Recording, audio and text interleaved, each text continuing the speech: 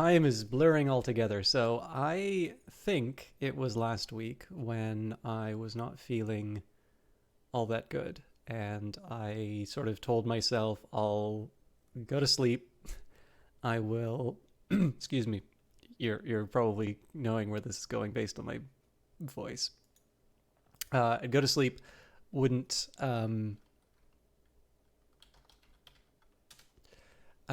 set the alarm, and if I was able to get up, I would do it. If I didn't, then no stream. Hey, I've got transcodes. Excellent. Sorry, there's no game. I'm just loading that up now. And then on top of that, I had the meetup. Oh, I guess that would have been the week before then. I don't know. It's a blur. Anyways, I'm feeling very much the same way right now.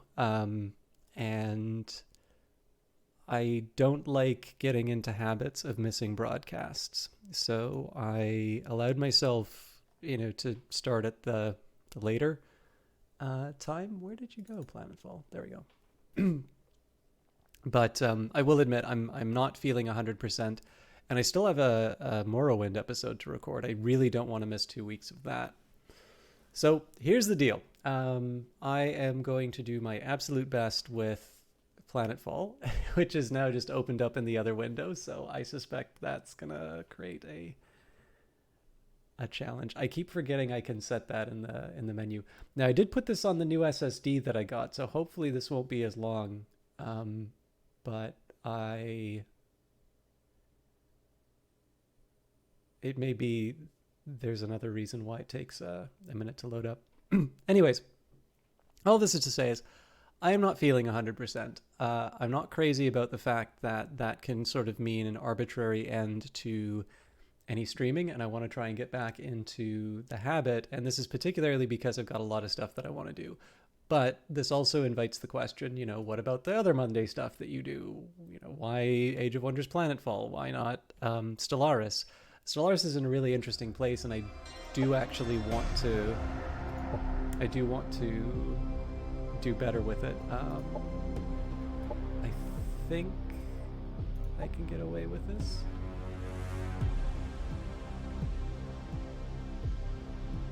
Holy crap, that's not it at all. Okay, here's what we're gonna do. Sorry guys, this is a clown show of a start. Okay.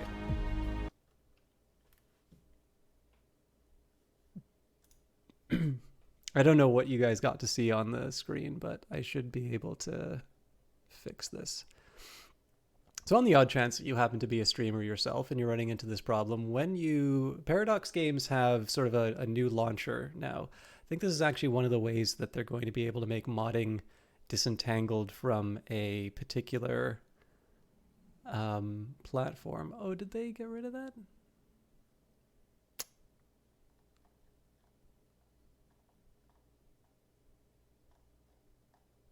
Huh.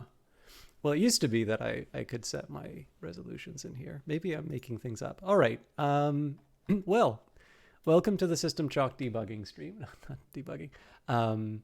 There we go. Just got to turn it off and turn it on again. But it's not showing on the cast now.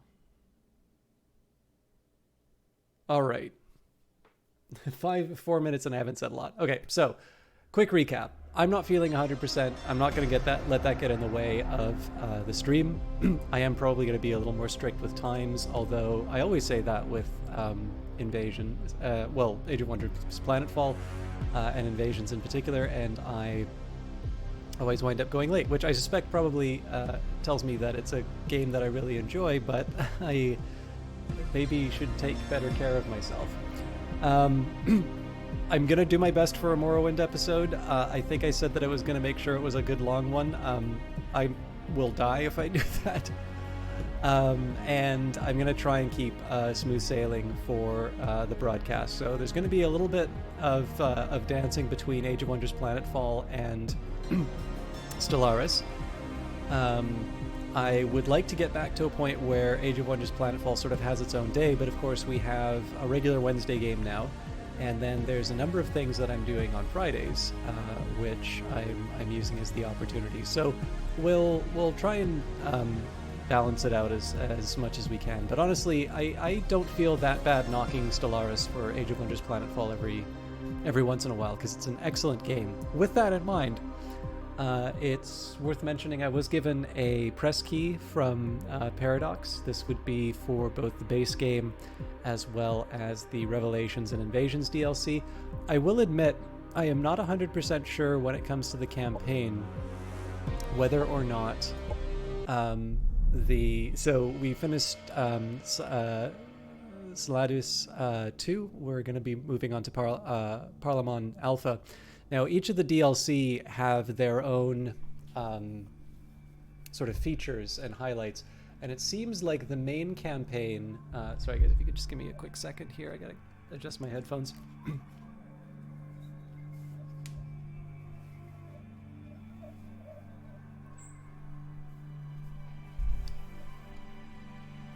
My shirt is inside out, and while I don't have a camera, it actually really bugs me, so I'm just adjusting that.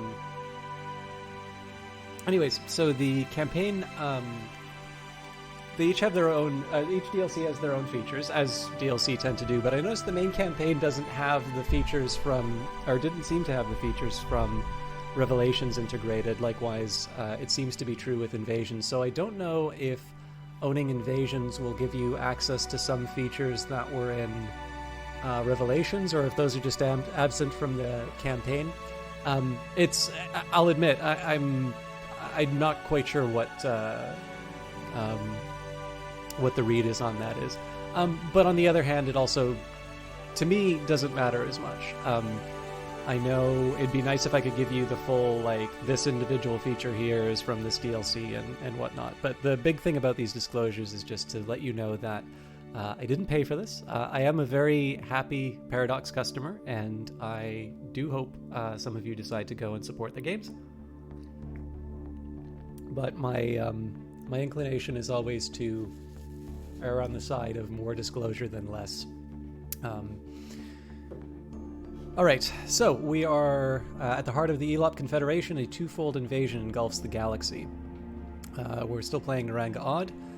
We are the Sharkan. So the Sharkan were definitely a new feature brought into Invasions. The Sharkan waited at the edge of known star union, preparing and researching, spying from within. Now, with the fall of the Union, they are ready to strike and conquer that which is their right. Starting bonus aquatic deployment. Long-term bonus all racial tech research is 10% faster. I should actually remember that, because racial tech is a different matter than the other branches, and I was neglecting that before. Long-term bonus can use Infiltrate Operations Center to steal racial tech trees. Now, this is a really neat feature which I didn't take advantage of. In fact, there's a side of me that would like to try some proper either multiplayer or at least sort of a scenario against the AI to really sort of see what something outside of a scenario is. But I have really enjoyed the campaigns on this. I think Triumph has done a really wonderful job of making a single-player campaign that is unique to single player and has all of the advantages that come from a solo player going through the material than a multiplayer game. Maybe the analogy that I would draw would be, until very recently, the Darkest Dungeon didn't really need to worry that much about balance in the kind of way that a game like Hearthstone or Dota 2 might. Because the computer doesn't get angry if you win all the time.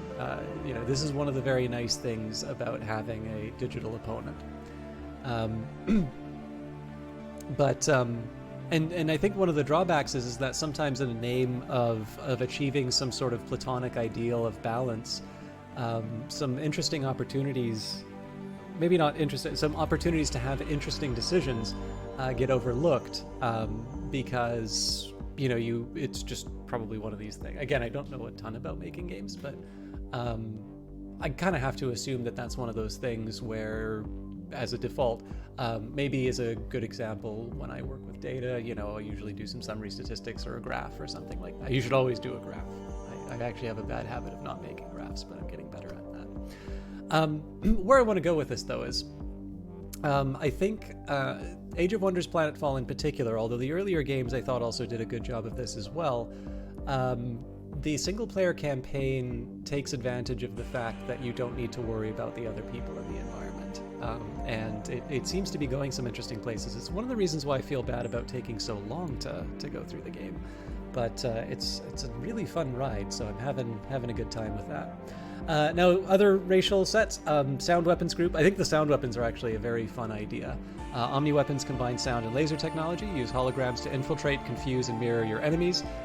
Use of broadcasts and propaganda. Amphibious units with epimorphic regeneration.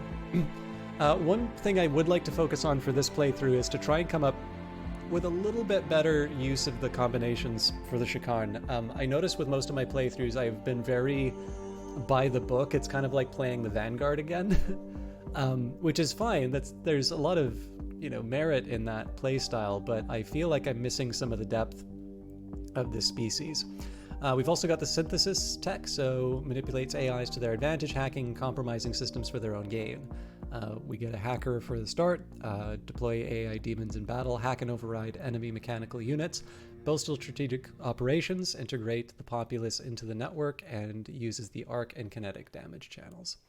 Our perks, synthesis assault equipment, the pack you received after synthesis assault training, so this is going to be an arc weapon because of the tech. Covert operative, I think it probably goes without saying that would be what the Shikaarn have. We actually, it really worked to our advantage to go heavy on infiltration, so I'm probably going to follow through on that a little bit. Data repository, so we start with a technological advantage. I'm very curious, by the way, I've been watching my frame rate in the top left-hand corner, and it's gone from 144 down to 60 while I've been talking. I wonder what causes that. And unfortunately, we have a drawback, which is kleptomaniac. You see something on the table, it's unguarded, you pocket it. Your advisor didn't need it anyway. That's how you've been all your life, and you enjoy it. So in this case, it takes 10 energy from my empire each turn. It's really interesting that it's a fixed amount, because as time goes by, in principle, you should basically see the kleptomaniac trait have less teeth. And then swipe, you stole something during your trading, giving you a random mod that works with your loadout. Now, medium is no joke. Low actually seems to be perfectly serviceable, but I wouldn't respect myself if I played on anything other than medium in front of you, so. There is no time like war, no emotion to match the thrill of battle.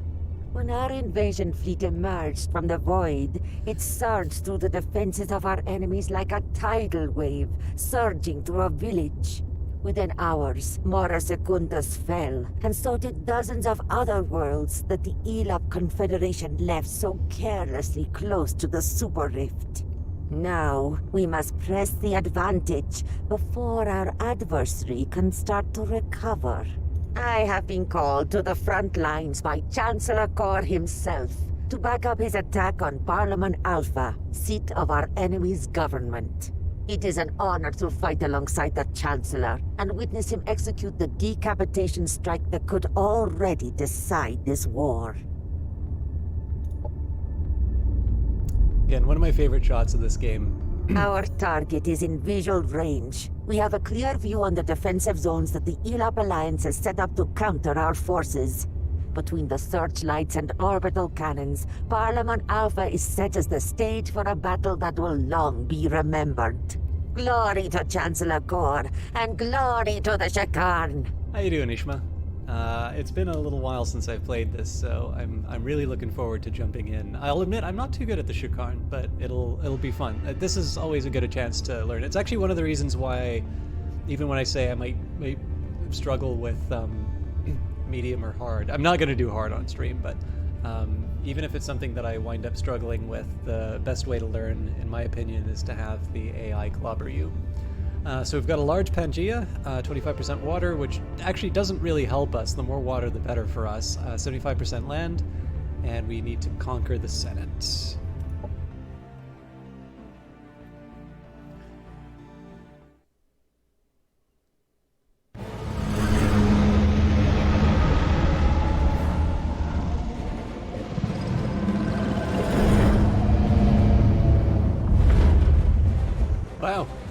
We mean business. Getting through the orbital crossfire of our enemies was rough, but now we're in a position to strike back. Everyone who made it down in one piece, gather up. The Chancellor is about to deliver a speech. The ethereal stronghold crackled in flames, and it burned for 9 long weeks until it burst open. And, its molten shards turned into slithering snakes that rained from the sky. Prokarn and Shazora watched their children plunge and spread into the 16 seas, and they both smiled, for they knew that their offspring would make this world their own. Soldiers of the Scarlet Scepter, today is the day to recall the creation of our ancestors on Katalos, because today comes the moment that we must live up to their legend and lay claim to this galaxy. Our enemies are trapped. They are trembling in fear of the alien invaders that will come to plunder their homes, tear down their defenses. I say let them wait no longer. Turn up your sonos, focus your lasers. Tonight we make the heavens weep. You've called me my Chancellor? Let me be the first to say that your words have been truly inspiring. I haven't seen any of my troops this motivated since the destruction of the Elop Void Reactor. Ah yes, General Naranga. It is good to finally meet you in person. As you know, the Scarlet Scepter has been very pleased with your achievements on Sladius II, and what better reward could there be than to share in the glory of the upcoming victory when we storm the interplanetary Elop Senate side by side. Our enemy has mounted a strong defensive installations. They need to be destroyed one by one before we attack the bases they are protecting. Once their facilities start falling into our hands, we dismantle them to fuel our own machinery of war. This way, we will grind them down to their last man. First Minister Tholian, a storm is coming. The vultures have left their nest among the mists to descend on the rotting remains of the once mighty Star Union. But where they see decay, new life has already begun to stir, and they sowed the wind that will reap nothing but the whirlwind. If there is one thing my brethren have proven in the past, it is that we will never cease to continue to fight for our freedom. By Roquir's... This is a tough one. The Kirko names are always tough. Roquir's horn and tail, no enemy shall withstand the fury of the swarm when the Kirko colonies unite to defend their homes. Peace is the most valued achievement of the egalitarian League of Planets. However, when war knocks at our door, we will barricade our gates and defend this peace for all that it's worth. Not all of us Amazons care about the world outside our perfect gardens, yet those of us who are blessed with curiosity to venture out and study all aspects of life have found that such gardens can exist in many shapes and forms. We are not afraid of predators. Good. Let the Elop commanders snarl and growl with all their might. There's no glory in beating a feeble foe. Alright, so main objective, conquer the Elop cell. I will, by the way, say, I think this is a testament to the writing of the game, and it's, again, this is not the thing that people normally think of when it comes to strategy games. I really like the other factions. I've grown quite fond of them, so I'm not too crazy about the idea of playing someone who will conquer them. Let's see where it goes. If I like the writing before, then clearly I'll like the writing in Invasions too. Take the interplanetary Elop Senate by any means necessary. Without their political leaders, the Elop Confederation will fall into splinter factions that the Shakaran invasion force can take out one by one. The Elop territory is fortified with Imperial defenses. Those structures provide additional combat support to your enemies and need to be razed to the ground. Hint, Imperial defense structures will get defended by the garrison of the colony or sector base that they are connected to. So we have 5 defenses raised. I think it's very... Oh, that's very kind of you to say, Ishma. I'm actually feeling a little sick today. But that's a comment I get quite a lot. Another Paradox published game, Surviving Mars, is perfect for that. But I do put my VODs on YouTube. Now, obviously, I'm reacting to chat, which isn't present on those videos. But if you ever need something to help you go to sleep, people have said that those videos tend to help along those lines. Actually, I have quite a few people who used to watch from Europe, but I moved to the eastern part of Canada, so it's a little bit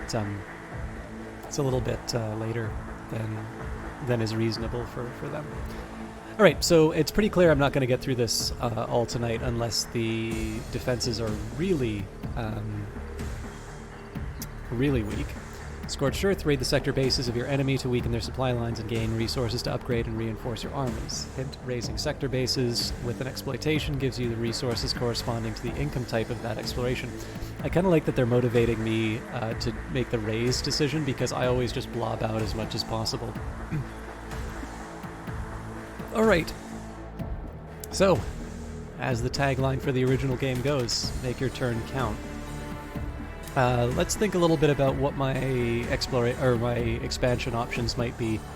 In terms of adjacencies, this is a pretty strong choice. This would have been nice for the science, but I don't mind a little industry at the start. Also, we can make up for the science. So 1, 2, 3, and then it's not so clear where my fourth extension would be, but I do tend to like going for the early growth where I can. All right.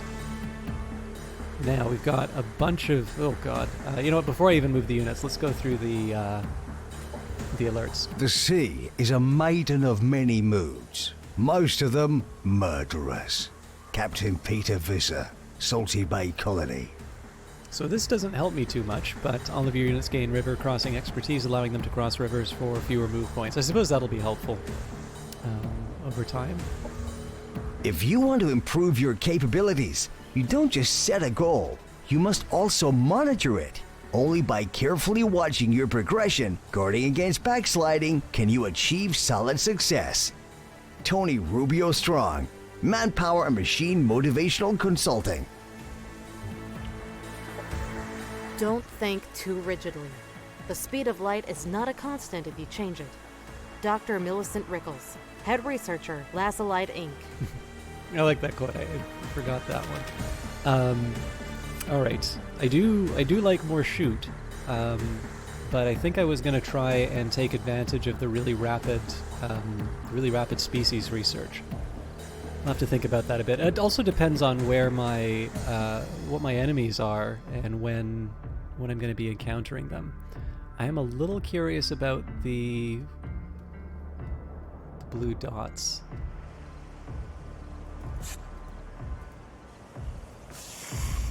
All right, so this is definitely tough.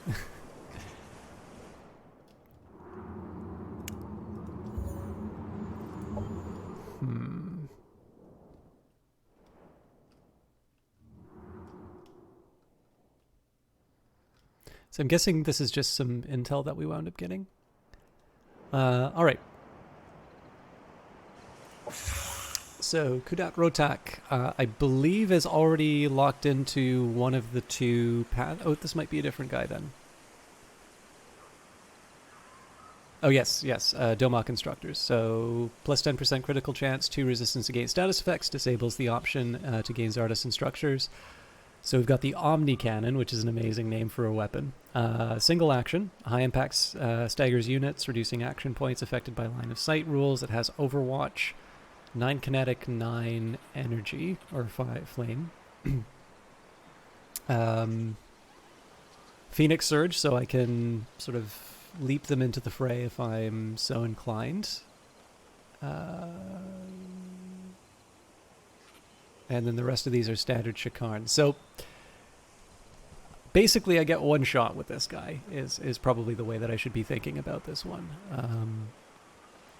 Enemies that attack this unit within 5 seconds have a 4 strength of becoming inflicted with concussion for 1 turn. Not quite for me.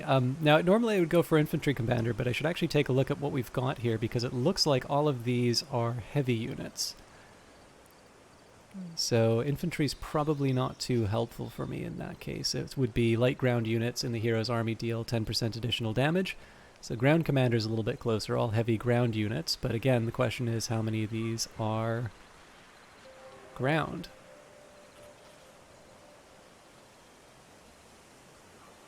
Most of them don't look like they're ground at all, but I gotta make a decision. So let's start with ground commander. I got 21 points out. Okay, I could probably actually make it both, but let's take a look at some of the special abilities. So we've got Call Insider, use Zardas channels to call upon a sleeper agent, which appears adjacent in front of you. Definitely the ability to bring up new units is pretty cool. Hero gains deadly overwatch, granting a 15, yes.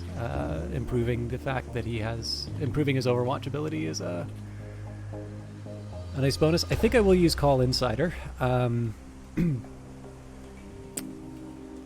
Now, I suppose there is a question as to whether or not I want to have this guy in the middle of the fight. Given that he has Phoenix Surge, I think all-around awareness is not a bad safety choice. This is what stops him from being flanked. I don't know if I want to put the points into Vitality quite yet, though.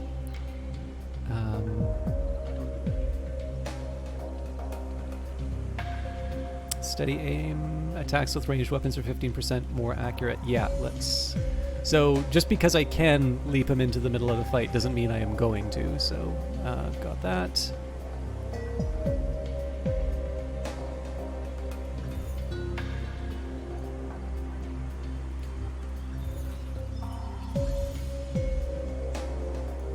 I think he has an... Oh, am I going to have to redo all that? Alright, that's fine. I remember most of these, so... I think Air Commander is not a bad idea given the flying units that I have. One thing that one of the reasons why I'm taking the time to look at all of these details is this is one of the rare chances I've actually been started with elite units. I'm very bad at incorporating elite units into my strategy overall, so I'm trying to see at first glance where some of the synergies might lie. Well, maybe not for the hero in these units. I don't want to dedicate everything to wrapping this guy around his units, because of course I can always change out the units. Okay, I've got 5 skill points left, so Purging Field... I really don't like wasting actions like that. Range Specialist is tempting, so is Deadeye. Figure that 10% damage is probably where I'd want to go, so 1 range special... Well, I can have both. Alright, I'm reasonably happy with that. I'll leave the mod for... actually, the Incinerator module might be nice. Let's see... Yeah. I'm not going to do it for my other units, but let's meet our army. So, Avatar. An assortment of machines followed the Radiant Face dongle. Propelled by their own motion servos, just gesticulating limbs, drones, mech, and deadly pound cakes, the machines swarmed around General Moron. I tried to approach, but my vehicle had already been comprised by the Avatar's disruption virus and my ugly face. None of the machines in the force appeared to be functioning to capacity, while the machines hijacked by the synthesis activists gathered, awaiting the command to eat all the idiot pills. I ordered my troops to wet themselves. General Butthead Jerkface, RV00000M, Elite Hackers Forever. System record compromised. So, I believe it said this was a support unit. No, maybe not. It's an elite unit. So, Disruption Virus. Use an arc node to fire a Disruption Virus at target enemy unit. The attack jumps 2 times to the other units. Gives compromise. Okay, so good against... As we would expect, synthetic good against mechs. Overload Virus. Deal arc damage to target unit. This attack jumps 2 times within 2 hexes and gives a chance to apply stunned to non-ethereal for 1 turn. If resisted, apply static charge instead. So those are pretty strong, especially if the enemy clusters. Override Demon. Target enemy mechanical or cyborg unit is forcibly infected with a hostile demon that attempts to wrest control of the unit. They have an 8 strength chance to become mind-controlled and switch allegiance until, the end of combat. On failure, it's disabled, can only be used once. Amplify. Send a friendly demon to interface with target friendly unit, boosting it immensely. The unit deals plus 25% damage and deals plus 1 level of impact resistance and fast movement. This unit also becomes integrated and lasts for 3 turns. And then defense mode, we already know what that is. All right, now we built firebrands, but we never could actually... we researched them, but we could never build them the last time. So I'm interested in these firebrands. Look, I've taken a lot of flack on the artistic direction of the latest Beast Monster sequel, but let's face it, laser claws are cool. It wasn't ever even a unique idea. I stole it from some conspiratorial news drop site. Imagine this massive boss creature, half crab, half lizard monster. I don't understand why the censors were so upset. The only excuse they gave me was animal cruelty, but it's a movie, not reality. Everyone knows that. Makes me think there's a conspiracy out there and they're just trying to hide something. July Del Taurus, RV9484E, interview from the director, Beast Monster 4-X. Alright. Omniclaw, melee combined sonic laser attack, high impact, stagger units, bypass all shields. Omnishot, fire a combined sonic laser attack at the target. Impaired for 1 turn. Staggering force, ram the target with a shield. Massive impact. Hey, Midori Misha. I'm not feeling too well, to be honest, but I'm doing my best. Concussion. 12 strength chance to apply concussion. Okay, yeah. So if I move 3, this is one thing I'm always bad at. This is okay. So if you're wondering why it's taking me so long to get into the game right now, every time I don't read these abilities, I wind up missing something that's very helpful. And in this case here, if I move at least 3 hexes for a staggering force, I can add another 20% of the damage. That was something that I never picked up on when I was using the ram jets until too late. Oh, and awareness. Juggernaut, able to move through and destroy obstacles, although it's slowed down. Yeah, we know the rest of that story. Alright, Propagator. They'll rise unseen from the sea. Their technology controls the skies. You'll be forced to hide, but how does one hide from sound? The Propagator's weaponry will envelop the very air you breathe. Their pearlescent vessels will hover above their troops, mending their reptilian wounds with rippling waves of holography. When you're enslaved, being probed for their meat processing plants, you will weep and wail for ignoring me. By then, I'll have gone off to warn the next community that will laugh at and deride me. GBI Agent Dan Crannery, RV, reference redacted, Arkenrock City Council harassment complaint. How you doing, Angry Cat 365? Don't you take a day off of the Angry Cat thing? I'm glad you got a chance to check out the stream. And yes, this is the second scenario with the invading space limits. Lizards. One of the things I like about this one is they've given me some advanced units at the start, and I think people who've watched me play Age of Wonders Planetfall in the past know that I struggle a little bit to incorporate advanced units into my strategy. So it's not a bad time to just stop, smell the roses, admire the very fancy model work. Or artwork, I guess. Model isn't responsible for those shimmery bits. But yeah, I want to take the time to just see kind of what the unit is telling me on paper, and then compare that to how I use it in combat. All right, Sono Repeater. I believe this is the one that goes. It's invisible when we fly over water. This is more of a scout unit. So Sono Repeater, high impact, staggers units air to air. Dysnos also staggers. Demolisher. Oh, okay, that'll be good. Hollow Mend, target friendly unit heals for 15, has negative status effects removed, and gains 15 evasion for 2 turns. I definitely undervalued this the last time I was playing. There's the water camouflage. Propagation. When a Shakard broadcasting operation is active, this unit gains a battlefield-wide effect depending on the broadcast. Alright, I am definitely going to have to keep that in mind. Alright, Dead Eyes. These are my sniper units. I kind of remember these guys. The coastal towns are most vulnerable to Shakard advances, and their forces are... As their forces are all amphibious, the Shakard will send their Dead Eyes. With cold reptilian precision, they will slither to the edge of their long-range rifles and wait patiently for a target. With the deadly decisiveness of a cobra, they'll pick off any defensive forces. Their lizard physiology regenerates all but the most serious wounds. Why must we wait until we are forced to retreat? We should be doing everything to stop their impending invasion. GBI Agent Dan Crannery, RV reference redacted, Arkenrock City Council harassment complaint. So these guys are going to be a little bit like Kudat Rotak in the sense that I'm probably going to be keeping them back and firing. Actually, yeah, exactly the same because they've got the same weapons. So the Omni Cannon. I actually think the range on this isn't necessarily any better than some of my other alternatives. The description makes it seem like this might be the thing that you go at a super long range with, but that doesn't actually seem to be the case. Again, lots of staggers, so I want to try and keep in mind the fact that staggers should be in the back of my mind every time I use these weapons. We've also got the Omni Perforator. Fire a perforating sonic laser attack at the target, dealing damage in a 3-hex line. Oh, that's right.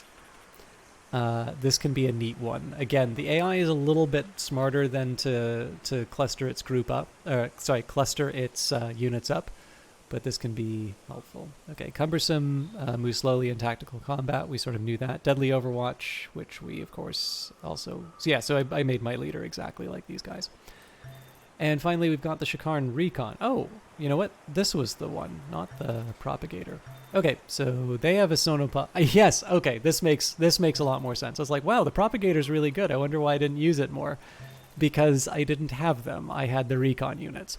Farmers in the coastal village of Arkenrock have a novel way to attract tourists. Mystery. Many eyewitnesses claim to see iridescent UFOs materializing from the sea. Their only evidence so far is blurry photographs of what could be nothing more than misshapen seabirds. One wide-eyed fisherman claimed he caught one, and then showed me a hole in his fishing net. Right through, the fisherman said. Some kind of sonic weapon. Give me a splitting headache. If you're bored this weekend, drive down. You can see if you can solve this mystery. Camille Ian, RV 44523E, Coastal Gazette, Tourism Curiosities. All right, so Sonopulse, project a sonic attack at the target. Again, staggering Recon Boy, which gives me some bonuses to attack. And that's all she wrote. All right, now I get to do the same thing for Naranga Odd. Now, I think I want to do sort of I want to go down the two paths. So in this case, we won't do the Domok instructors. We'll do the Zardos instructors. Of course, we are taking the Domok approach right now of attacking and destroying. But hero gains 10% evasion, and universal camouflage disables the option to gain the Domok instructor's hero skill. I'm fine with that. So we're going to go down the Zardos path. I feel like Call Insider is a pretty decent one to start off with. And it looks like we've got all infantry here, so infantry commander is a pretty obvious choice. I think at some point I'm eventually going to switch Naranga Odd's units out so that everybody has universal camouflage. But I need to find some worthwhile synergies for that. It's all well and good to say, okay, everybody's got universal camouflage, but if it doesn't actually earn me anything, what do I care, right? All right, so we're definitely dropping down a lot of SMG, not just SMG fire, but arc damage. The Override Demon, so again, I don't like my commanders are really, really strong, so I don't normally like doing abilities that take up their turn to do something that isn't contributing damage, but the Override Demon is definitely an exception. Being able to control an enemy unit is a pretty significant bonus. I could try Deadly Sight, but the thing is I don't really plan on this unit holding back. Assisted Breach, all attacks by this unit. By units in this hero's army bypass one shield and one armor. Oh yes, we are doing that for sure. Disrupting hacks and a disrupting wave to hack an area, compromising mechanical and cyborg units in the area for 2. It's 5 hex radius. Wait, 5 radius? That's enormous. I probably have that wrong. No, that's got to be the range of the ability, not the... I'm not as worried about this character being flanked. They do have the jetpack, but I feel like there's other ways I can get around that. So am I really... Okay, you know what? I'll go for the disrupting hack. And I'll take the extra range specialist. All right, I'm pretty sure I know the rest of it for these other units. Yeah, so if I wanted to, I could probably do a batch of infiltrators. But I'll just take a quick minute here and double check my my hackers and whatnot, just make sure that I haven't missed any important benefits. The hacker said that she fought for ultimate freedom. Apparently that involves replacing your face with a virtual one. If she gets tired of her face, she searches a book of faces, replacing older models with newer models. She said hackers eventually replace everything. She used implants to quicken her neural link to her network. Hackers achieve ultimate freedom by deploying code constructs called demons to protect themselves and override conformist programming. The ultimate goal of synthesis is to achieve perfect mastery over all virtual worlds. That said, I think I'm happy with my boring face. Maregnib, RV5580X, Forgotten Places. Okay, so again, we've got SMG arc throwers. Oh, I didn't realize there was the close assault penalty. I don't believe my... Yeah. So that's only for the the hacker units. Good to know. Sonar analysis, scrambling virus. Okay. So these guys aren't going to be able to take over anything, but they are able to weaken. So deal arc damage to a unit, jumps 2 times, staggers, compromises. Sonar analysis will reduce resistances, which again is nice when you're combining arc damage. But definitely a support unit. Okay, the Shakaran Infiltrator. Now these ones are kind of funny because they don't have... These are kind of like the Thin Men in XCOM. These are a little funny in the sense that they don't have mods, but it'll be pretty apparent when I go to the abilities. So despite our best efforts to intercept them, Agent Dan Crannery continues to publish his conspiracies on anonymous news drops. He claims a race of lizard shapeshifters infiltrated our leadership. His latest theory involves Shakaran infiltrators penetrating our defenses, replacing agents of the Galactic Bureau of Investigation to sabotage colony defenses. So far, the general public refuses to believe him. Fortunately, their general distrust of government officials impedes any serious public insurrections against us. Agent Crannery will be handled. GBI Director S.K. Lee, RV8959G, IAK, Deep State Conspiracies. So we have a standard attack here, projectisonic attack at the target, 20 kinetic damage. We've got the assisted breach from the commander, but holoshift. So copy the appearance and abilities from target enemy non-hero unit for 4 turns. Can target tier 1, tier 2 non-mechanical units. Now holoshift repeat is a really neat one. So holoshift to the last unit into which this unit transformed. What it appears to be, though, is that you can actually do, at least the last time we did this, the last time we used holoshift repeat, we could actually shift from the last thing that any infiltrator had used, which seems like a very powerful bonus. The rest of it is all just species-based bonuses. Shakaran Raiders, these are maybe less mysterious. When the Shakaran finally reveal themselves, they will come with overwhelming force. Having infiltrated our defenses, the Raiders will walk in with Omni-Assault weaponry, laser tech they stole, then enhanced with their own sonic tech. There will be no negotiation. They won't make themselves known to an enemy world of their own goodwill until they believe that they have the force sufficient to subjugate us. Unless they are exposed, they will infiltrate our institutions and record corruption error. GBI agent Dan Crannery, RV0 ampersand $, caret, question mark 9G, the Shakaran invasion force. Omni Carbine, so this is kind of our standard weapon, fire combination sonic laser, attack at the target, range of 5, assisted reach, comes from my hero, close assault. Okay, this is actually really interesting. I don't remember close assault from last time, but I'm going to have to make sure that I get in close with these guys then. Omni Rush, project a mix of damaging sonic and laser in a 3-hex line. Similar idea here. We've got staggered, concussion and whatnot, but the AI is usually smarter than I am in terms of stopping people from being clustered.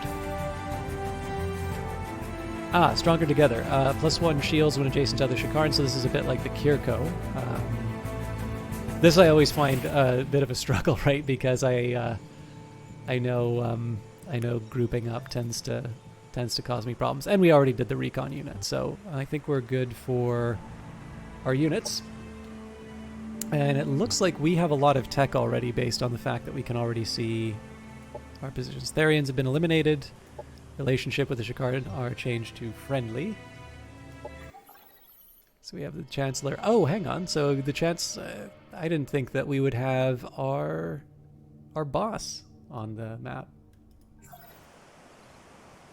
Yeah, tier 1 and tier 2 units, so I don't believe commanders would apply. Well, that explains why...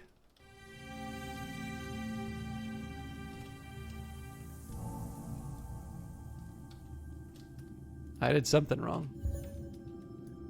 There we go. I guess that explains why I can see all these units. Okay, this is really neat. So we're supporting the invasion, and they've actually given us our commander in another faction. Okay, so let's close these. So apparently we only know about pause to ignore. I'm wondering why.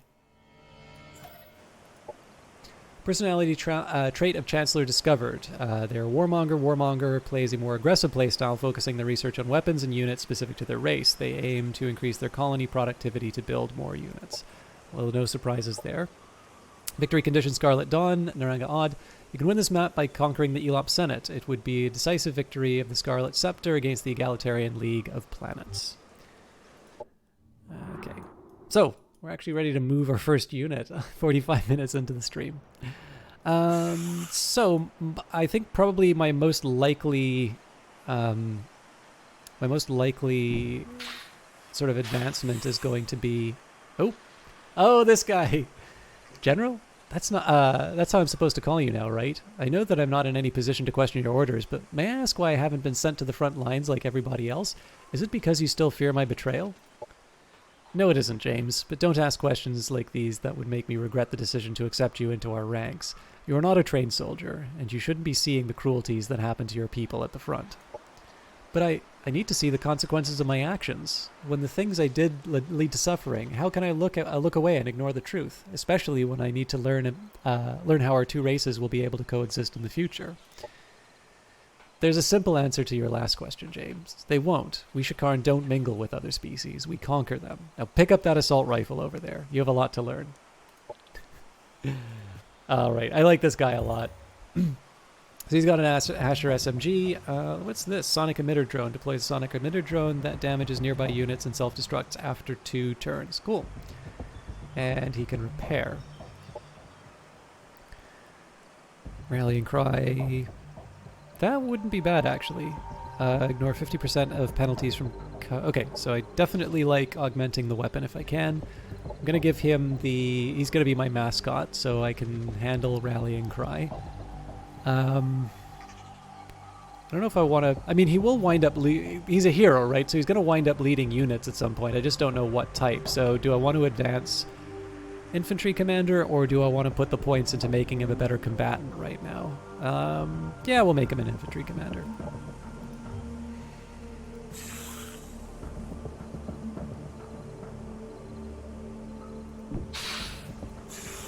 So this is a... Tactician. These are... I seem to remember these are pretty cool units, too.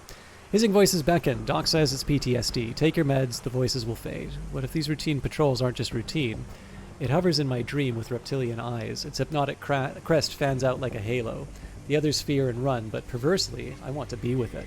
This tactician awakens my true nature. My mother and father's faces tear away to reveal scales. These intruders, why do they look so familiar? Brothers? Sisters? Turns out I was one of them all along. Private Drake Izzard, MIA, RV66766M, common accounts of desertion, Archonok Patrol. So standard attack, Sonoblast, does stagger, does a lot of damage. Press the advantage, target non-tactician friendly unit regains all action points. This is a pretty awesome one, and it's got a cooldown of 1. Fallback, target friendly unit heals for 25 health and has its negative status effects removed. The unit is pulled to a hex adjacent to this unit, so it does make it susceptible to clustered attacks, but I think 25 heal and pulling them out of danger is a really nice one. So one thing I'd kind of like to do is treat some of my units as yo-yos. So like throw them in, use the fallback to bring them to heal them up and bring them to safety. One of us all along, target enemy tier 1 or tier 2 infantry unit reveals that that one of its own was a sleeper agent all along, which appears under your control in an adjacent hex. Can only be used once per battle and on ground units, and it starts with a cooldown of 3. So this is a ridiculously good unit.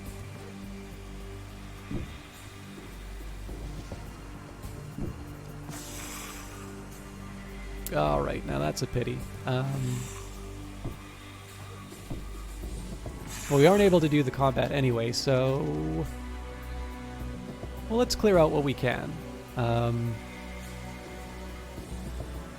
Power 500, 520. Yeah, let's go for the weaker one. Alright, and we're up against the Hopperhound Manhunters and some Beetle Babies. We kind of know what these guys do already, so I'll hang on. Uncle Cranky, how are you doing? It's great to see you.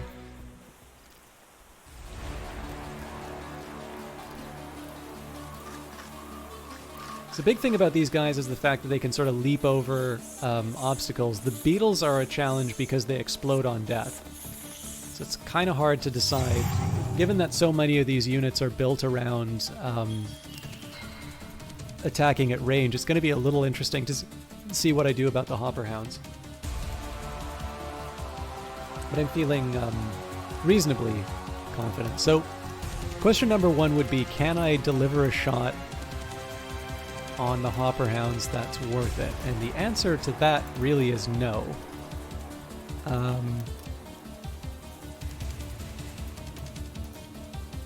Okay. So I have an idea about what I want to do with my commander, but I'm not gonna take the action quite yet. What I am gonna do though is try and move my.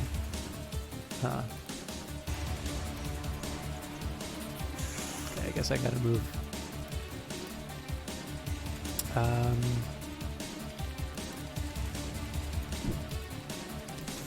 Mostly committing to a decision here. My ideal would have been to move him up the middle so both hopper hounds go for the attack, but that didn't quite work for me. So I'm going to do here, I'm going to move him to 1. Now this green unit, you can move 1 hex for free. The reason I'm doing this is so that I can call in an operative. I want to get that out of the way right at the start. And the reason why I moved him was just to make sure that my Deadeye wasn't able to do anything. So in this case here, I'm okay setting them up for the Overwatch. Now, what do I want to do with the Avatar? The Override Demon doesn't mean that much because we're going against biological units. I could go for the boost right away, but I can only use that once per battle. So what I think I'm going to do here, I'm going to keep it in the back. I think I'm probably going to wind up supercharging this. You know what? I don't think the beetles should be able to spit this far. So I'll enhance my my death crab as soon as possible. Now, one thing I'm going to do here to try and give the AI a little more than it bargained for, I'm going to drop the beacon down here. Oh, that was smart of me. I put it right on the flames. So the reason why I put it there was I want to create sort of a penalty for them trying to attack these units, and I want to create an incentive for them to come after this shielded unit. So anybody that moves into this area, accepting that, of course, this thing's going to burn to death next turn, anybody who moves into this area is going to get sort of a penalty against them, whereas anybody who attacks this side, or it's not so much a penalty, it's just I get a better shot at them. Anybody who attacks on this side is relatively safe. And so what I'm trying to do here is create an incentive to move in the places where I want them to go. All right, finally we've got the propagator. So it's too early for a Hollow Man's Dysnos. Project a ruinous sonic attack at a target location.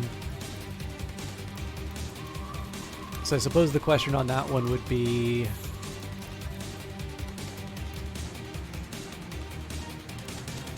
how close do I want to get to the enemy?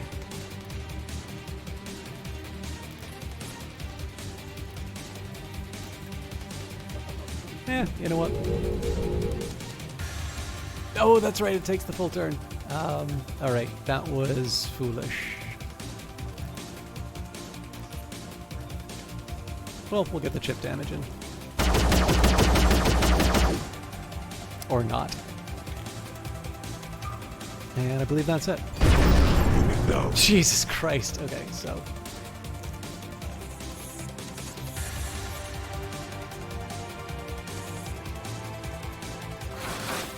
Do you like how that strategy completely failed to deliver? Plus side, I'll at least get a good flank on the beetle.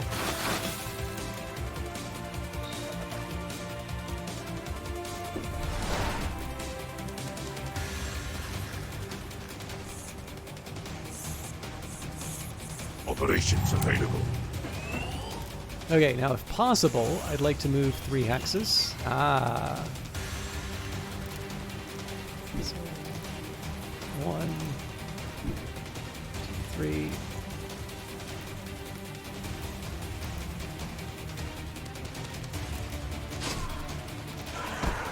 kind of hoping it would bang him back, but...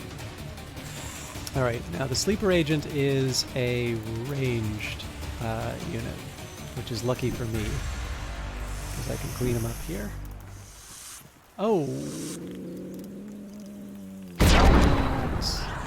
It was the frequency blaster. Alright, so I didn't really want to walk onto the fire there, but that's fine, we'll live. Alright, this seems like a pretty straightforward flank. However, maybe my commander would like first shot. It doesn't seem to matter, but it matters quite a bit, it turns out.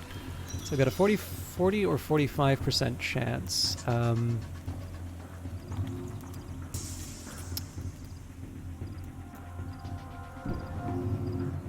I'll take advantage of a little flanking damage. So the last... Oh, you know what? I forgot to charge up my... shield guy, or my super guy.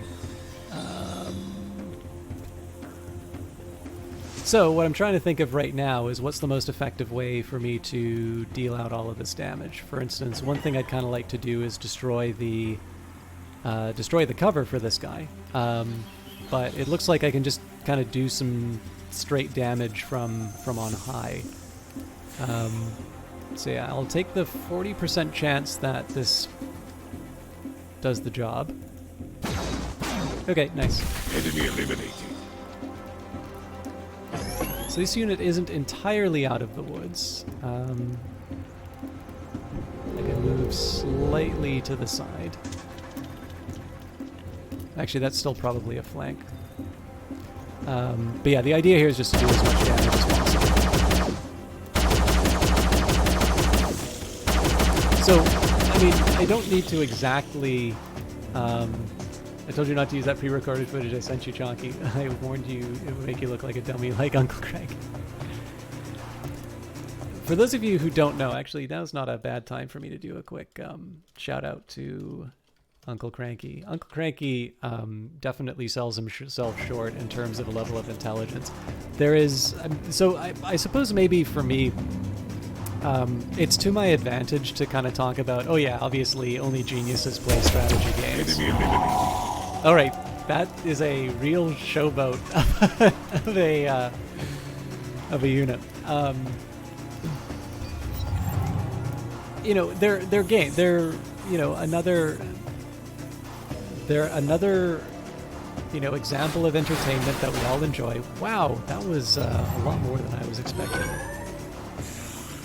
Alright, so first question is, how do I get this guy out of a situation where they burn to death? Second question is, how do I get my angry crab man to... You know what, they're not going to be able to do what I want them to do, but at the very least I can get them to stop burning up.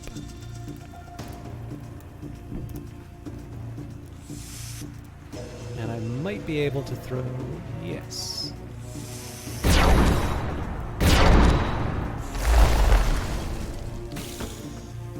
Able to blow up a truck around him. But yeah, so Uncle Cranky likes to talk down his intelligence, particularly with regards to strategy game. You know, it's a little bit like saying, I'm good at catching baseballs because I'm good at first-person shooters. It's, you know, you can sort of appreciate that. So, you know, being able to look at the whole picture, being able to look at maybe combine things in a unique way, being able to appreciate sort of the strategic moment that you find yourself in. You know, I suppose that these are the sort of things that that you can, you know, you could say someone inflicted with the dumb would struggle with. But Uncle Cranky definitely likes to play the fool a bit.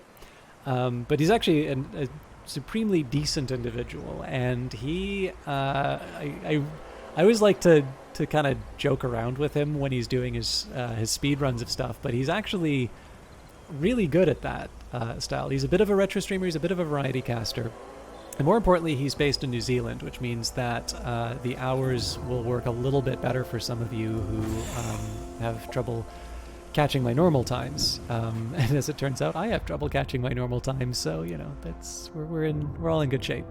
But yeah, I definitely think Uncle Cranky... Actually, as I know for a fact that Uncle Cranky has played Age of Wonders 3. He didn't care so much for the fact that the tutorial started with elves, but I keep promising him that that there are other races inside of it as well. But anyways, a very decent guy, big supporter of the channel, and I'm very happy to see him hang out as usual. Your head looks like a watermelon hastily deposited on your shoulders, and there's not much hair on it. People make the mistake of thinking there's a galaxy brain in there, but they're just a puny wallet-sized caveman brain. See, the thing is, some of the, like, I don't know if it's the first ever game. There's definitely a couple of console games that I played before, but like the first PC game that I remember, and like I really got into, was Civilization. Oh man, do I really want to do the buy? I mean, I'm really hurting on energy. But no, we need growth. Holy crap. Yep, we're gonna spend money to make money. But yeah, I gotta keep the economy in mind. But yeah, Civilization was like one of the first things that I played. So it's kind of, I think it really is a question of familiarity rather than being, you know, caveman brain stuff or not. I don't necessarily think strategy games are... I mean, I think basically the arguments that people make for cleverness in strategy games is you can actually make the same arguments for a lot of different genres. But what I'm really just trying to get at here is that Uncle Cranky is a very decent and actually he's pretty good at games. He's pretty good at a bunch of other types of games. So. All right, the Autonom. Autonom Vitals Energy. Autonom Energy Pack stolen by entity unknown. Database entry not found. Taranga Odd retrieves energy. We prosper. You prosper. Terminate energy thieves. YN. We will allow it, but what I should probably be doing is I should also have a conversation with our plant friends. So I'm slightly inclined to helping out the... If I can, the growth faction works a little bit better for me than the Autonom, because the Autonom are mechanical, and I have a bonus against mechanical units. And so it's easier for me to... It's easier for me to sort of take these things... it's easier for me to take them out if I make them angry. But we are going to do the thing that I had in mind, which was to clobber these things. Now, there's one feature I really like about the auto combat. I don't know if there's a whole lot of benefit to me, you know, testing out the moves. So I'm going to do the auto combat here.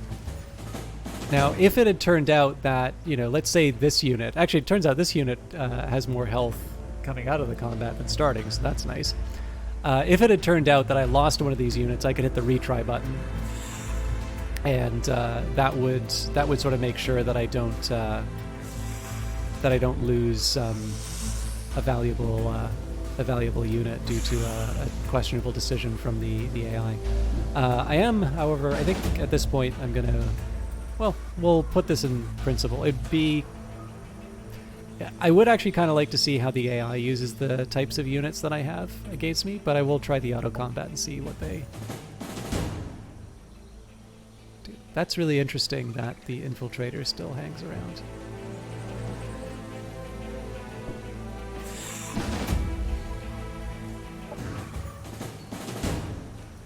Objective completed. I wonder if there was supposed to be something that happened with that unit. Okay, so we've cleared out Dogwood. Again, the whole point of this is just to figure out where my next little bits of expansion are going to be. So we can now add Doomwood. It's pretty clear I have energy problems. So I'm actually fond of both types of units. So I think I'm going to get both barracks built as quickly as I can. One thing that's a little bit of a challenge here is that I'm looking for the defensive structures and the sector bases.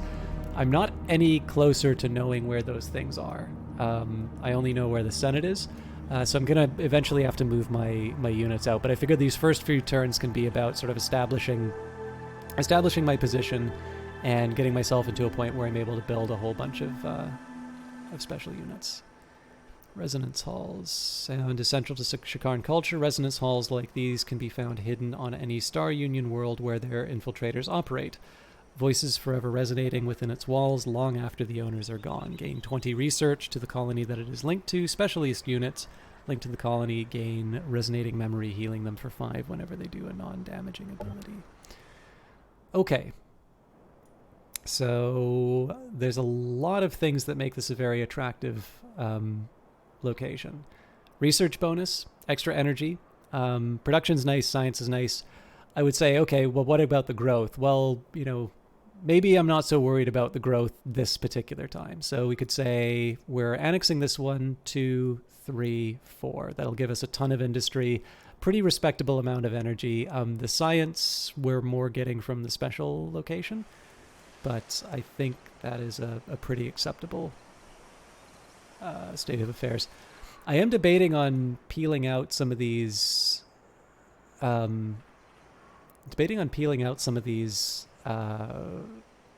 recon units, because I'm noticing the borders here. So we've got pause, ignore, aerial denial system, imperial defense, all this sort of stuff. It's pretty clear that to the right, it's to the right of us where all these defensive facilities are. But the big thing is that I'm not entirely convinced that, so while I'm off having this adventure, it would be nice to have some tiles that are dedicated towards earning me resources, energy, cosmite, so on and so forth.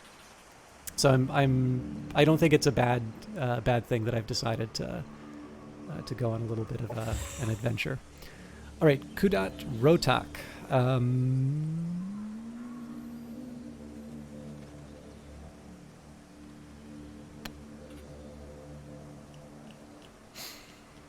More survivability isn't terrible. This does kind of seem to be a bit of the... I'd call them the Vanguard, but I mean, a lot of them are ones that are kind of... I think... I haven't actually seen any evidence that I need the fire resist, but it does give extra survivability to my units, so I think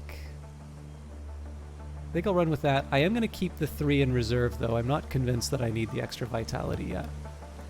Okay, military research. So we got heavy laser applications right away.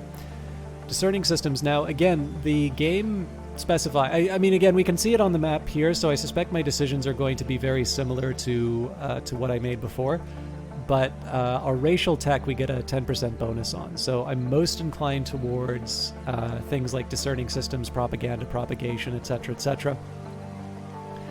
But that's not a hard rule, because obviously the sonic weaponry can be very effective and very devastating in certain circumstances.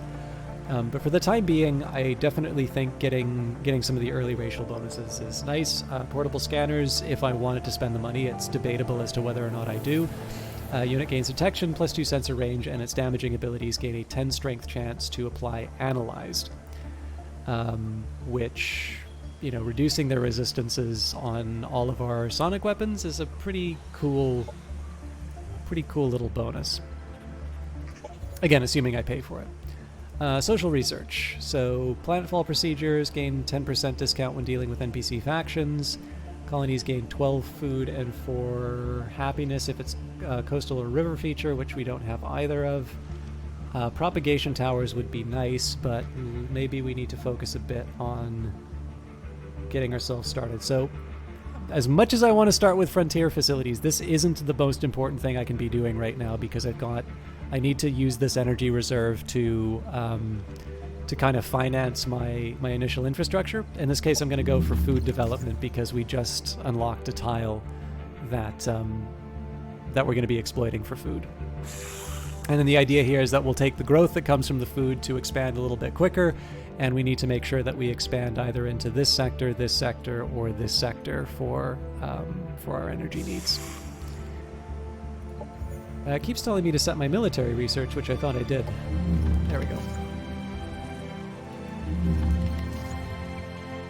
And I think we are ready to go. Out of curiosity, how many here are fans of Age of Wonders Planetfall, as in players of it, and who just likes watching me play this thing? Because I have a feeling that a specialist on this game would probably play it quite differently.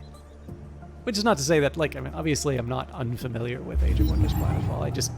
I feel like I leave some opportunities on the ground. Alright, come General Naranga. There's something I want you to see. The Chancellor switches on a monitor which is transmitting live footage from inside a remote testing chamber. Xenoplague test subject. A human soldier is standing motionless in the middle of the empty room. There are fleshy tendrils sprouting from the back of his head. Our scientists have been experimenting with the Xenoplague parasite over the past few weeks. It is an interesting study to see how symbiosis with the alpha strain can change the attributes and behavior of its host. In the past, it has always proven to be a tedious task to govern and occupy races conquered by the Scarlet Scepter. How often did we have to put down rebellions or relocate the population of entire planets? With the right use of the Xenoplague, however, all that could change. A series of commands are transmitted into the testing chamber. In accordance with them and without any sign of emotion, the soldier moves to different corners of the room. Imagine that instead of setting up a complete military occupation, we release a specific variant of the alpha strain on the target population, a variant that changes their behavior patterns, suppressing any urges to dissent or rebel, while at the same time enhancing their physical capabilities. The perfect worker slaves would be born. What a thorough and definitive solution, my Chancellor. Your wisdom and vision continue to serve as an inspiration for all Shikarn. How long do you expect it to take until this new alpha strain variant will be ready? Surely this is all still at an early stage. On the contrary, General, I expect the first large-scale field tests to commence soon. It is the scientific project of highest priority in the Empire, and it has the most brilliant and loyal researchers dedicated to it.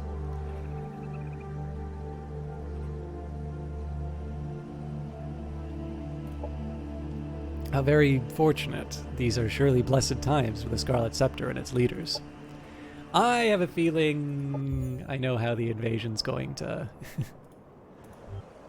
break apart. We're going to betray it. Or at least we're probably going to get the option to betray it, I think.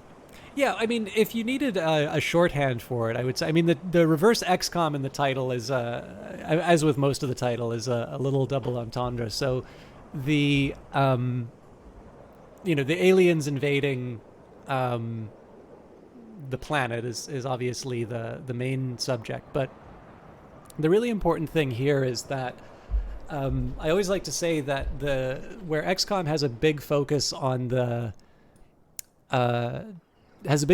tactical layer, and then the strategic sort of supports that. In the case of Age of Wonders, it sort of feels like the strategic is sort of the main driver of the game, and that the tactical layer gives you this nice enhancement of what you would normally see in sort of a 4X style combat. Imperial production stash. You find a transport containing salvageable production stash. Unfortunately, the stash's systems are destroyed and provide no data on its origin, destination, or the event that led to its destruction. I should have been building the barracks. So again, this is going to be a few turns where we're not making any money, but these are going to be things that are enhancing my long-term viability, so I'm okay with that. But yeah, so in this case, it's a really special game. I like that they've sort of done their own thing with the 4X genre. And I'm learning, actually, I finally cracked the nut of Total War. I have really struggled to kind of get into that game, but I sort of feel like I understand it quite a bit better now. And I run into the same problems, actually. I never upgrade my units. I always keep using the simple default ones. But again, sort of a similar... I'd say there's a little bit of overlap between the two ideas. I think sometimes Total War, you can get a sense of confusion as to what game you're playing, whereas this one, there's a very clear like main driver versus sort of a secondary consideration. I feel on this game, like all of the major happenings are on the strategic layer, although if you neglect the tactical layer, you're ultimately going to see like the efficiencies on the tactical layer are going to be the things that you translate into major advantages on the strategic layer. Marauders are trembling in fear and try to flee the battle. What do you want to do? We will allow them to retreat because we're the nice we're the nice invaders. One nice thing is that you do still get the experience when you allow them to retreat. So, Sector annexed. all right, we've got more levels for Kudat. So, more Domok army training. It looks like. So, with Domok training on the back, on his background, the hero uses its Gamma leadership skills to improve all units in its army. Non-hero units gain a 10% critical chance and 5% max. Oh, sorry, plus 5 max health. That's pretty good. Modular extension allows an extra mod. We definitely aren't using what we already have, so I'm less happy about that. Yeah, let's do the army training. And if I'm so inclined, I could do Rage Specialist or Deadeye. I think let's go for the extra... I tend to like guaranteed damage over... sort of the chance for special damage. So, and now at this point, so what are the next few turns going to be? Well, basically right now I've got sort of my foothold. I've got my production in mind. One thing I might try doing would be a buy now. So one thing I need to think about, here's an example about where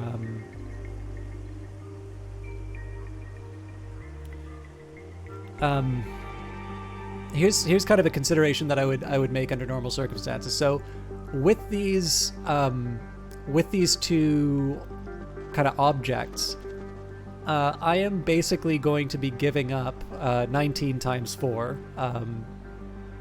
I mean, if you don't want to work out the exact ones, you can just say you're giving up 80 energy. Of course, it's actually 76, but basically if again, depending on how quickly, you might guess that when I play multiplayer games, I'm probably going to be the one that everybody's yelling, "Take your damn turn already!" But if you need like a shorthand in terms of what's going on with some of these decisions here, you're like, okay, well, right now I'm relying on my energy reserves to push my to get my infrastructure built. Now, the biggest thing right now is that this skirmisher barracks, it's nice to have the Shirkan Deadeye. Am I actually going to want to build another Deadeye unit? No, because Deadeyes have energy costs. There's an upkeep cost. And right now I'm trying to build my base into the upkeep that I have rather than, grow out. Like right now, I can't support the units that I already have.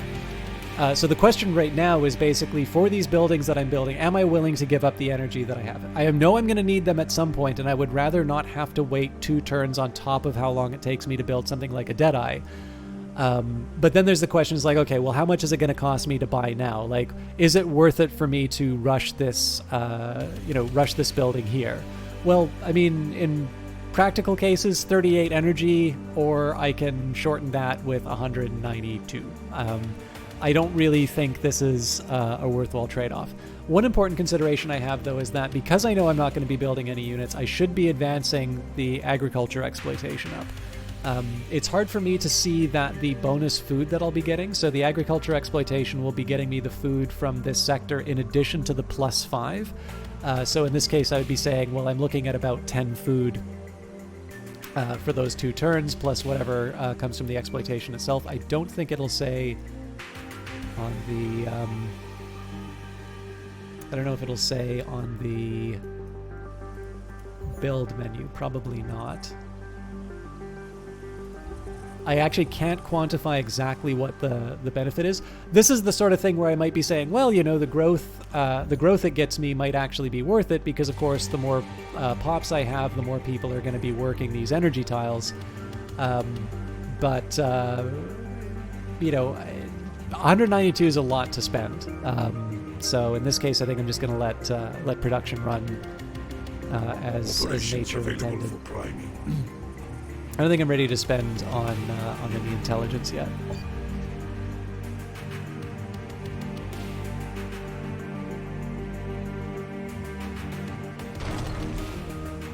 Yeah, I kind of feel like for a lot of games over time. I mean, like especially for the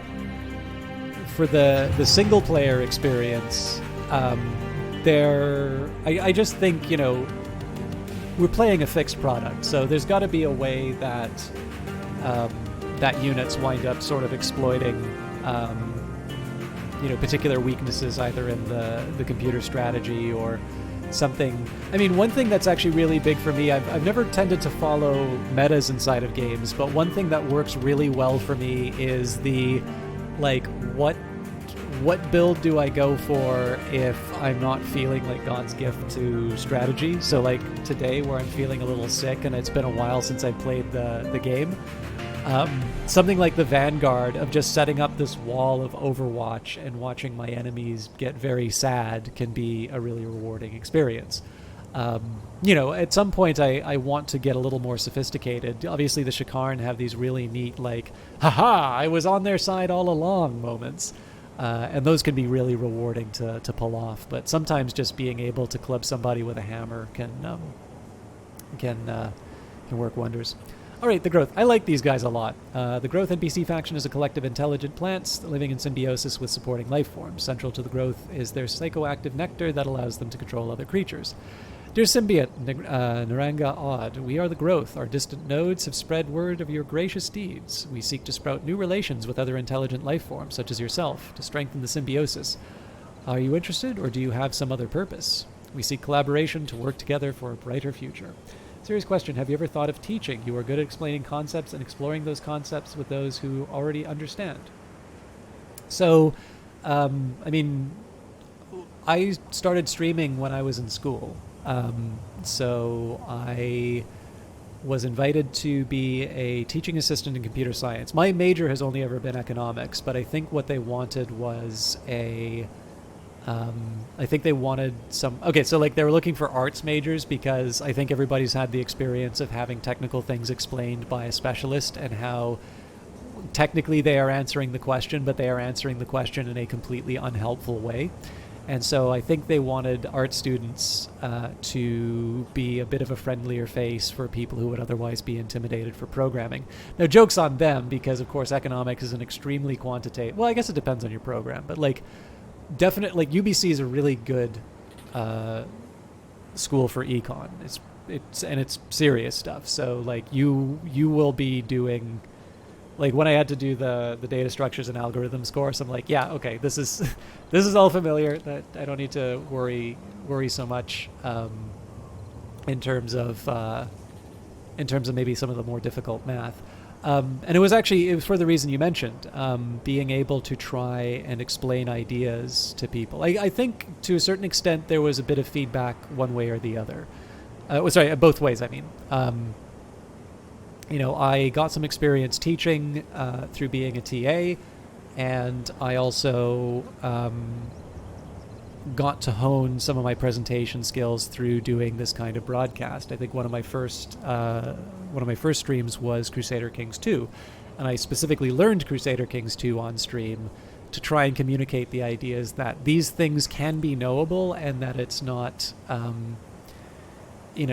wanted to basically say, it's like, this thing has a reputation for being hard to learn.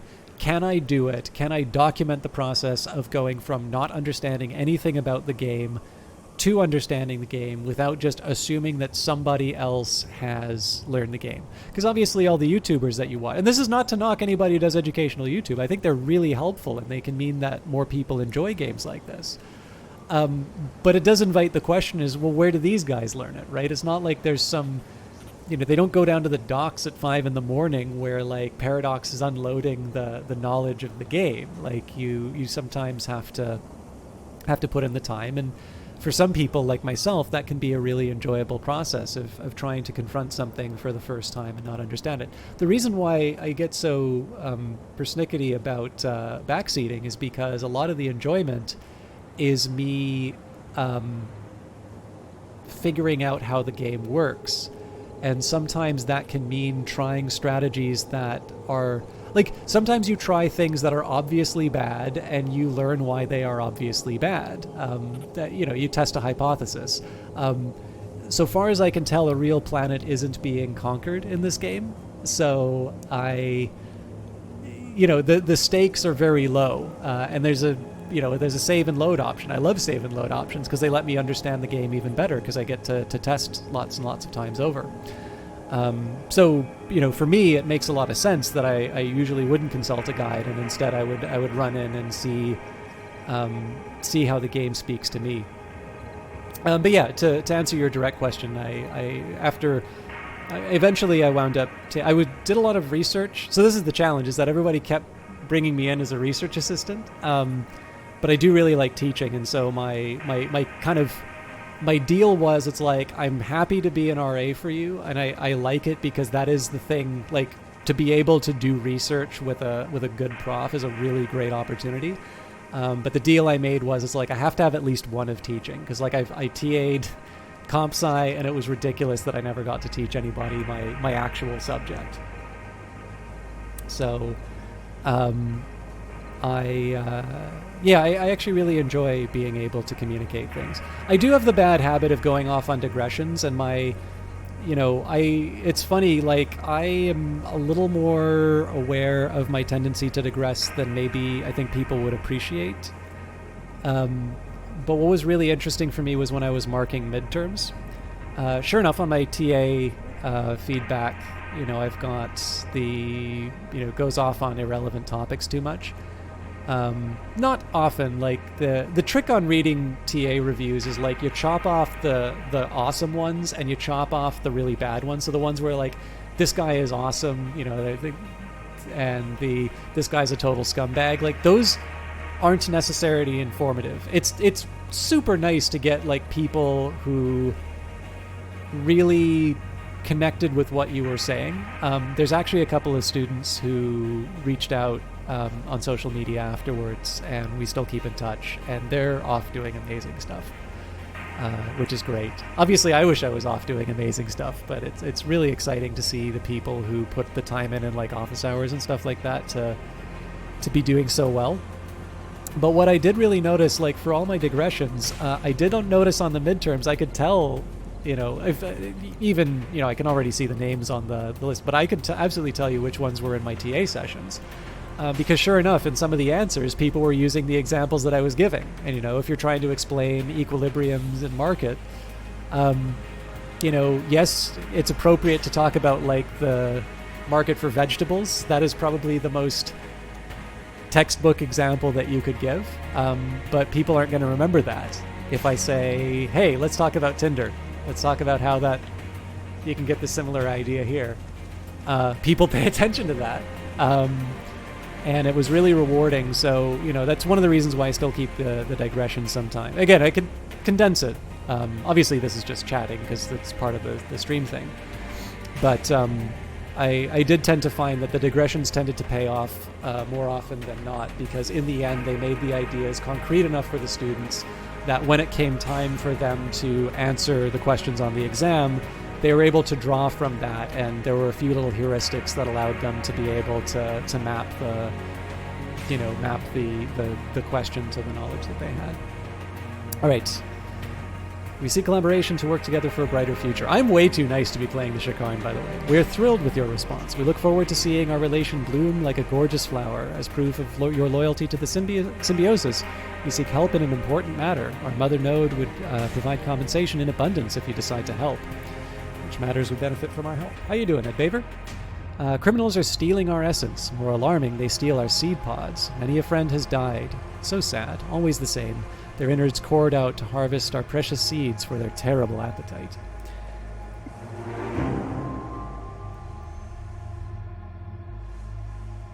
Yeah, exactly. The other really important thing for me, at least, was if I'm just going to quote the textbook, there's really no added value. The shame is that I can't actually rely on every student in the lab to be reading the textbook. But I was also pretty clear about that to the students, was that, it was a late night class. I was told to take attendance, but we never actually put it on we never actually, like, recorded on people's notes. So what I would usually say to them, it looks like they're being unfriendly with the autonom. Oh no, that's not the autonom.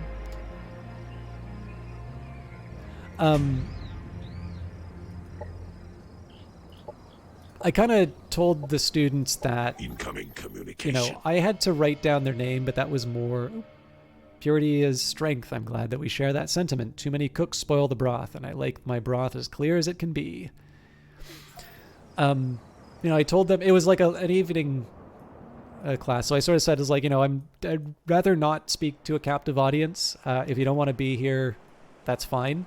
I've had enough people show up to my office hours the day before the exam, and I know that there's really no help that I can give them. So I told them the contract was this: if they showed up to office hours and they weren't showing up to the labs, I would take the time, but they would be at the back of the line. They would need to wait for everybody else. But on the other hand, if my style didn't work for them, or if they had better things to do with the evening, I wasn't gonna dock them for not attending. I had one guy who got up in the first lesson and left, but everybody else kind of stayed because presumably they want to pass.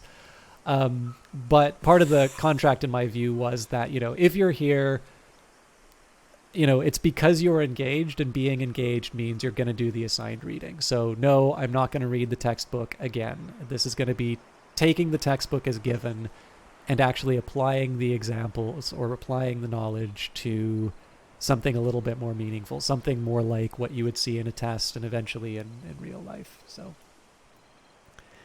but again, everybody has different styles. I just kind of know, personally, I know what I can present, and I know what has led to, at least on average, a better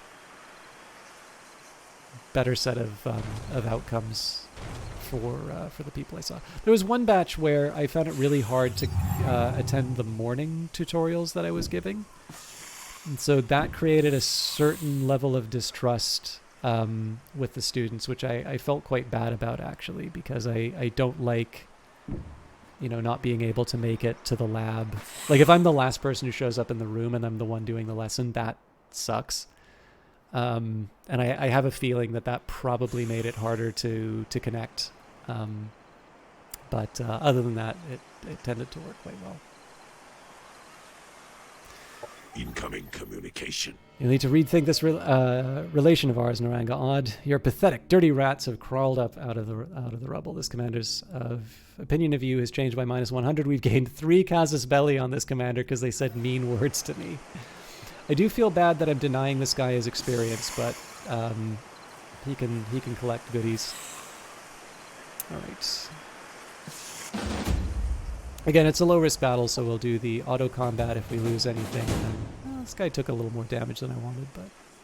Objective completed. We thank you for destroying the pirate slaughterhouse. We know you find symbiont and consider you a friend. So if I want to sell this, this is one of the main reasons why I want to be doing these events, is the possibility to gain some extra resources. But it seems to me that adding industry will get me to the point where I'm generating money a little bit faster. So.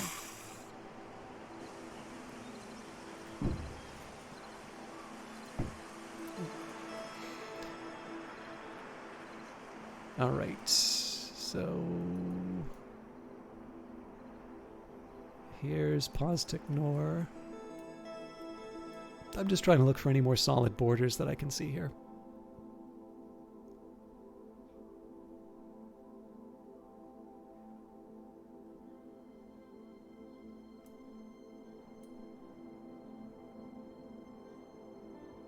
Okay, there's targeting rate, so...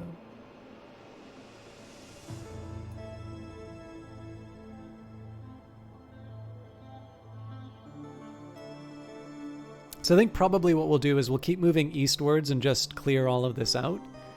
And then we can swoop down. Either we're going to need to do some replacements, or we're going to need to, there's any... Basically, if we need replacements, we can head back. If we don't need replacements, we can head south and start working on our enemies here. Our commander is here. So again, I'm not too worried about the fact that the Kirko are so close to him. Lab is kind of more of a general. So people use different terms, but I'm not we didn't have. we weren't like, I didn't have like a Bunsen burner on or anything like that. Yeah, angry cats, got it. It is truth that the apex species mimics the natural world and matches the extremes of its environment. If they strike us, we will adapt. If they break us, we will mend. We are the superior species. Shikari Otamal, Clutch Senatil. So if I can, I'd like to put the portable scanners on as many of my sonic weapons as I can. The challenge, of course, is that that's going to cost money, which I don't have right now. So let's take a look at our decisions. So if I want propaganda propagation is going to cost me not too much more. Propagator deployment is tempting because the propagator is actually a pretty solid unit. Disinformation campaign, motivating broadcasting. Yeah, problem is this is just too expensive. So propaganda propagation isn't something. This is not something that I want to research right now because I know there's no way that I'm going to be able to afford it. So the question would be, do I want to wait the 9 turns to be able to construct this unit, or do I want to be focusing more on some benefits that I can apply on the battlefield?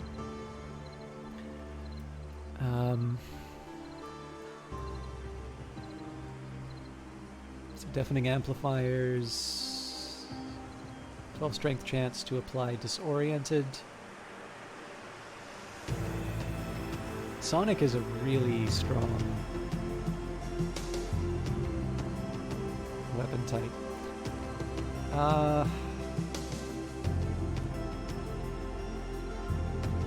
Extra level of stagger impact's pretty good too. Let's go for the deafening frequencies. I figure the sooner I get my mods sorted out, the better. Operations available. I don't want to spend any money on these ops. Apply mod to 5 separate units. Apply 5 technical. Okay, so again, all of this costs money. So I'll give you an example of what I was talking about here. So we'll take our standard raiders, portable scanners, and incinerator modules would be wonderful. That's going to cost me 40 energy and 20 cosmite.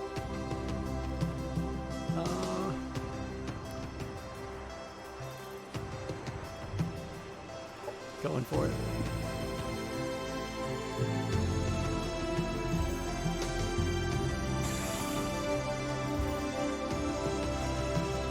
Now, do I want to do the same with the big guy?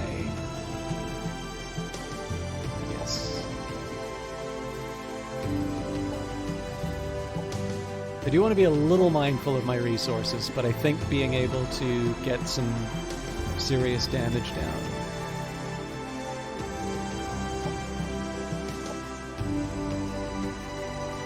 I think this is a worthwhile expenditure.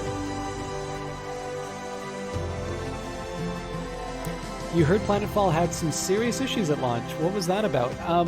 I'm not sure, Angry Cat. Like, did you hear anything a little more specific than that, or was it just kind of a general statement that the game had issues? I personally, okay, so one thing you should probably know about me, it's not necessarily just the fact that I got the press key for it, but in general, I really like games. I have played very few games that I haven't enjoyed right at the beginning.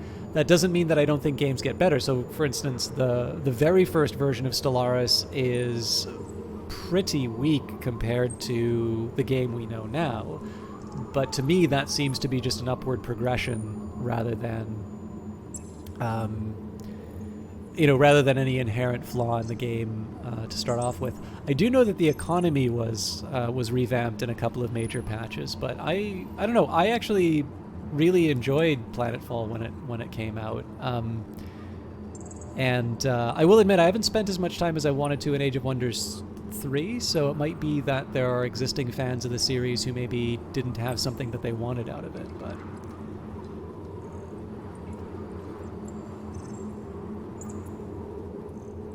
All right, so the Autonom are mad that we helped out the growth. Again, I said, as I said before, I'm completely fine with the Autonom being mad at me compared to the growth because I am pretty strong against mechanical units. Mostly balance problems and clunkiness with combat is what you heard. Okay, yeah. So, I mean, again, I'm not particularly sophisticated in terms of the combat strategies that I apply in this game. So, and again, actually, some of my weaknesses in the way I play the game right now. You find a salvageable Imperial supply reserve containing 25 food. Unfortunately, the container logs are destroyed, and you can't trace where the resources come from.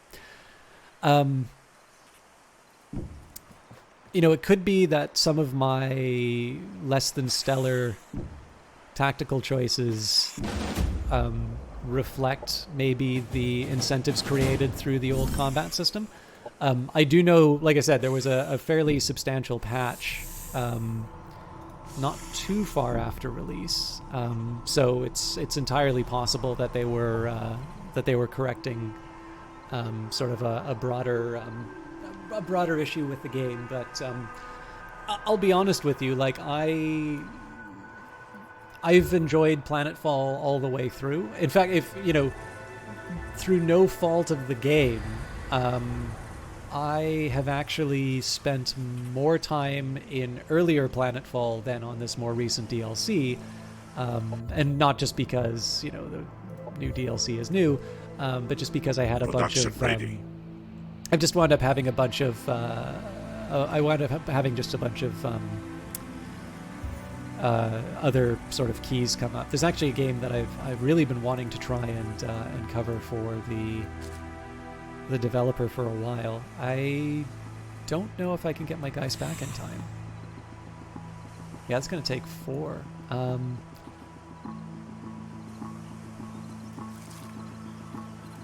can't really... Well, no, I can't afford the extra units.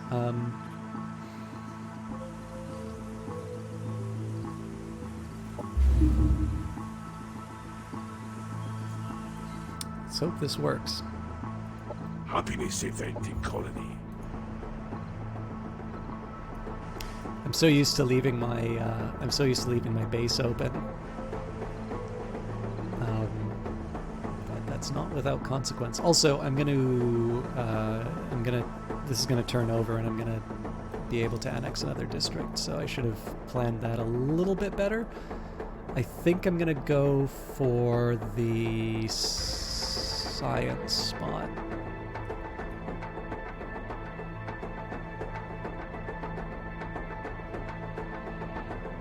Well,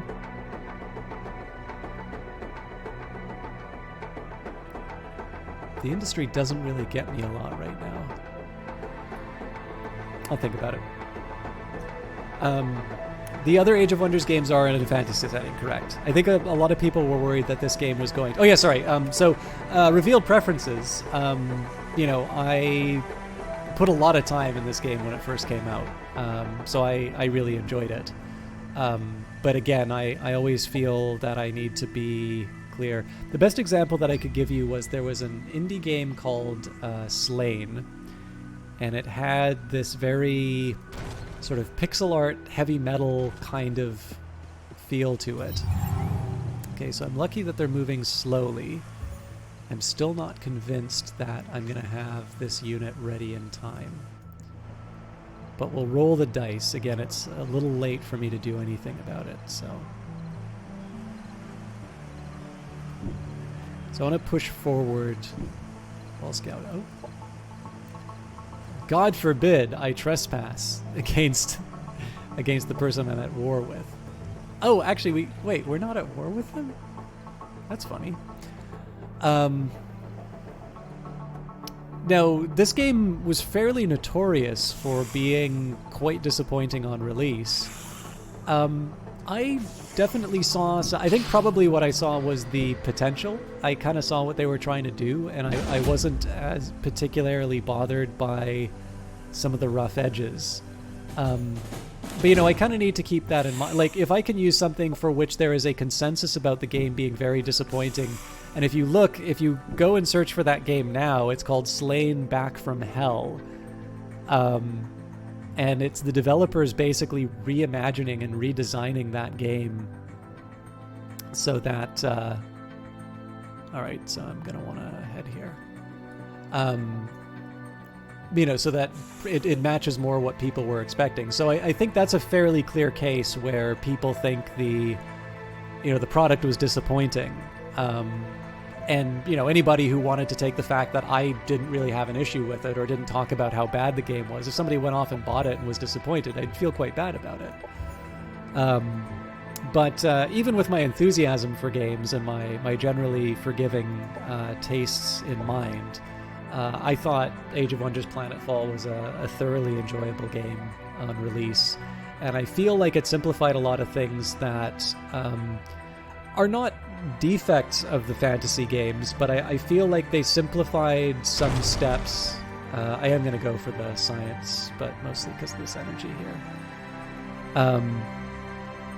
I feel that some of the simplifications really let me put my attention into some other factors inside of the game, and so I thought it was a very good Age of Wonders game, full stop, let alone it being a good a good game in its own right. Alright, autonom, logical being. Naranga odd, emotional being. Humanoid media rife with references to love beyond simple biological mating. Queries, what is love? What is compassion? Help autonom understand. Current database limited. Teach autonom to love? YN. Actually, if you can just give me a second here. I know Paradox has a sale around this time.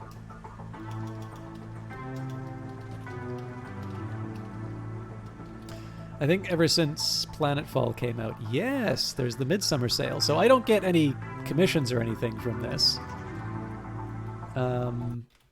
But Paradox has got the Midsummer sale on right now. So the Planetfall is 50% off. You get Steam keys for that. I think you also get a key for their special launcher.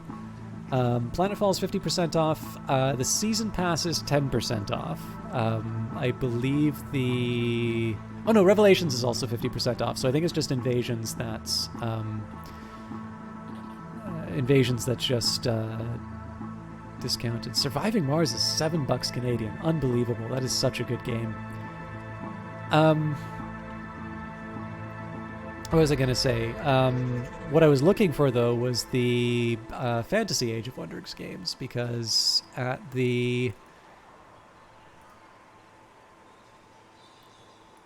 Where was it? So Age of Wonders is $28.49 Canadian at half off.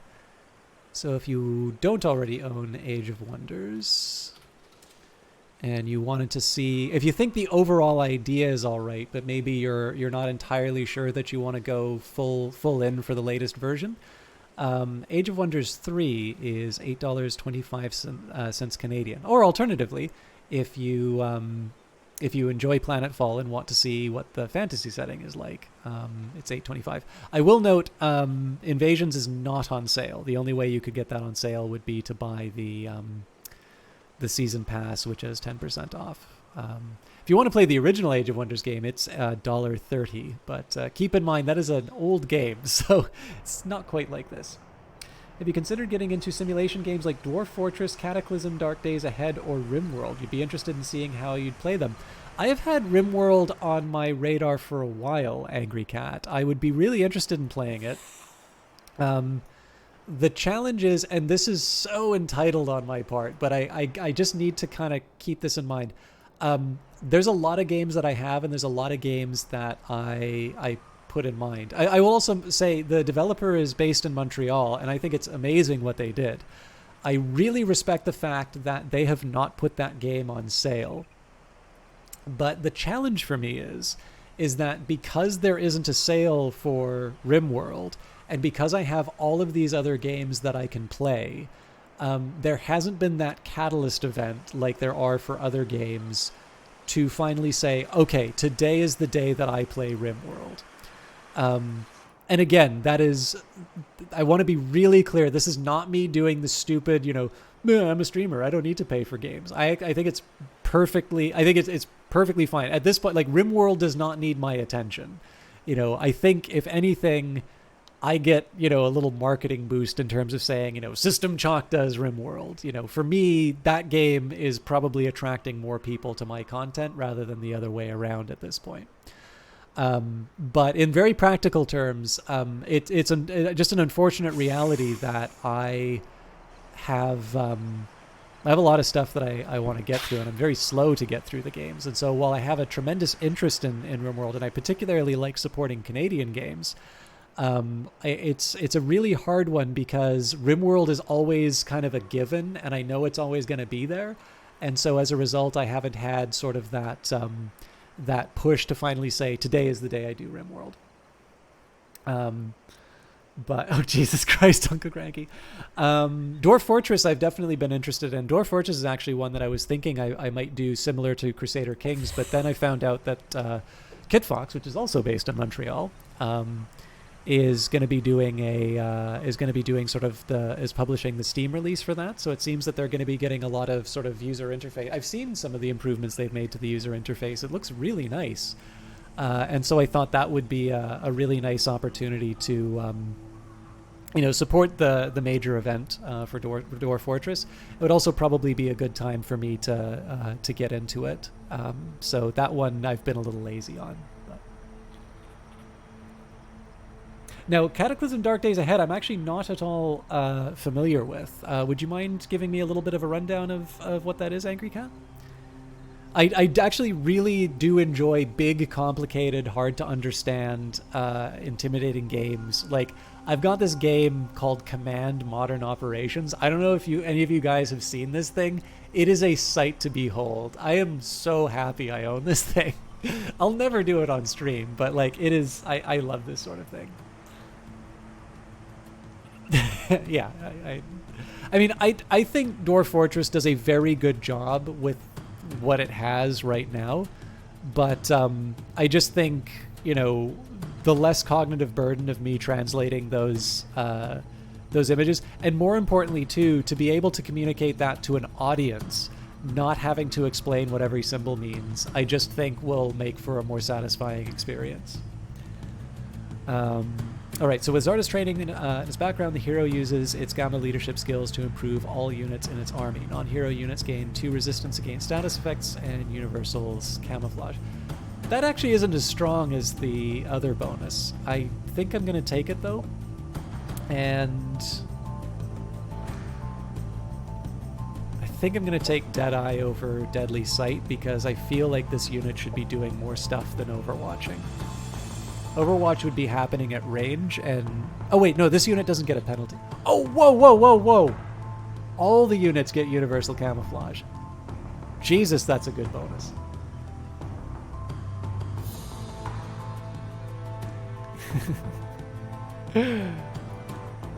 I'm a simple, innocent boy, Uncle Cranky. Why are you filling my chat with this stuff? I'm sorry to do this, guys. I need to just take a quick trip to the bathroom. I didn't do that before I started the stream. I know I've been really slow in getting stuff going on here, but I'll do it now. I'm also just one of the reasons I'd probably be able to hold it to the end of the stream, but I also need to refill my water again. I'm not feeling 100% tonight. This is one of the reasons I'm doing the digressions a lot. It's just a chance for me to kind of shake the cobwebs out. But I will be back momentarily, and I will leave you with the lovely Planetfall music. Please enjoy whatever Uncle Cranky writes as I relieve myself.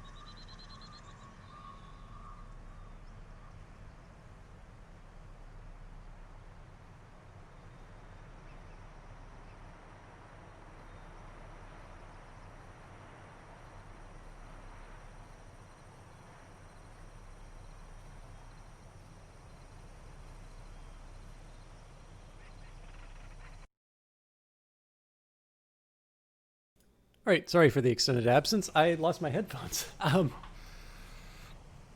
right, so Midori Musha. So I just want to double check here. When you say the campaign for North Africa, are you talking about the SPI, like the designed by Richard Berg? It's an 8 to 10 player game from like the early 80s or like late 70s.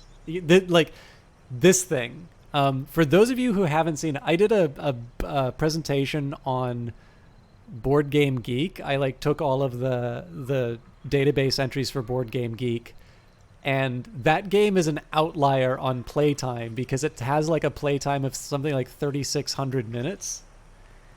And yeah, that game desperately wanted a computer. Like that is, I don't think that game is actually designed to be played. I think that game exists because they could do that. But all right, let me just catch up a little bit. Angry Cat says the original type of zombie apocalypse with many advanced overlapping systems. You can gather and use anything.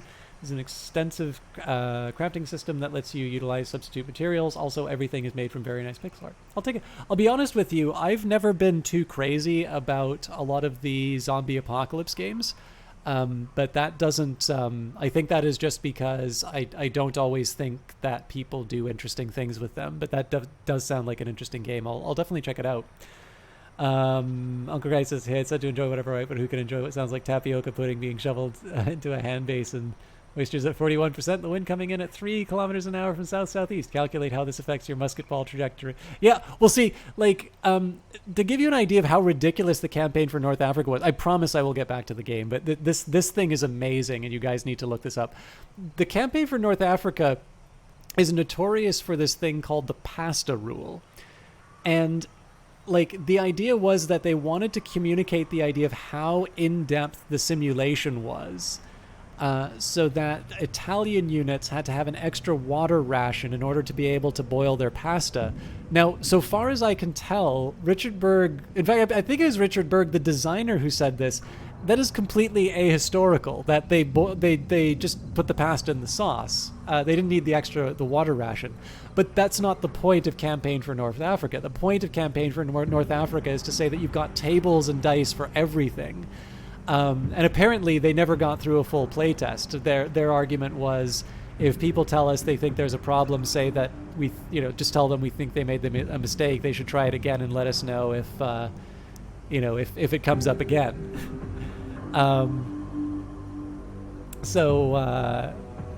Yeah, it's oh, that's funny. Yeah, okay. So yeah, Uncle Cranky knows this game.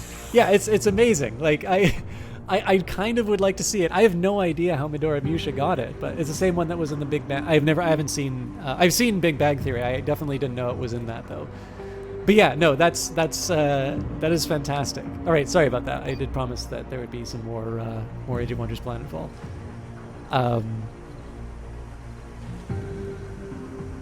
But yeah, then I also found out like there's kind of degenerate strategies in the game where like you have like, again, logistics are a big part of it. Okay, so it looks like I wasted the money with that extra unit, but that's fine. I believe the militia should be able to handle them.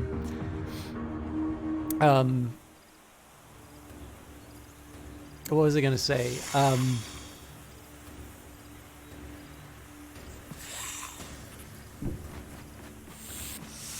I do so wish that I had an Overwatch, but it seems to me the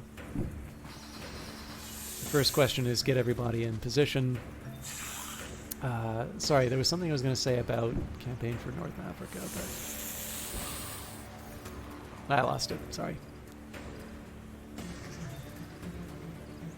I mean, these are all melee creatures, right? So at this point, I just need to make sure that we cover enough. Now, I don't like Overwatch in this situation here simply because it gives the enemy the choice of which unit takes the damage. This is why, in general, I'm not as enamored of Overwatch as in other games, because I don't quite have the same crowd control capabilities like in, say, XCOM. I think I'm just going to hold this guy back for a little bit because I think being able to nab a swift beak is probably my best. Yeah, I mean, Swiftbeak is a harder fighter, and once they're in range, the jumping advantage of the Hopper Hound isn't there. But you play it? My God, man, what? Why? Why would you do that to yourself? Operations available. Alright, so clearly we weren't in range to shoot them. I think, I'm still gonna...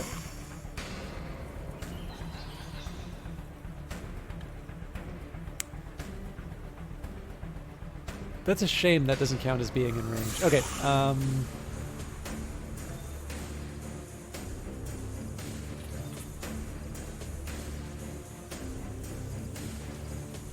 yeah, you know what? I think we're gonna let him come to us.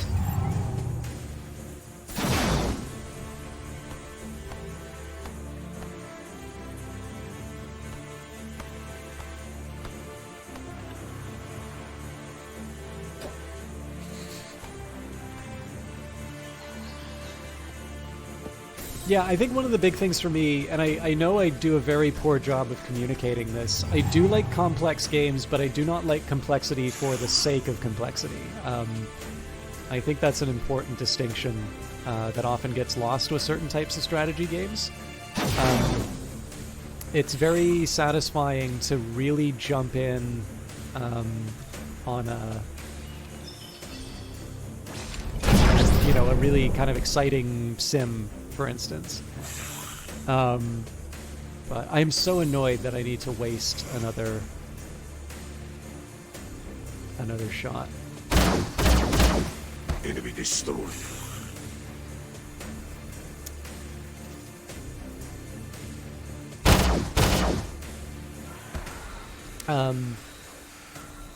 Yeah, so there's definitely something, in my opinion, there's definitely something to be said for, they're going in for another. Oh, wow. Unit lost.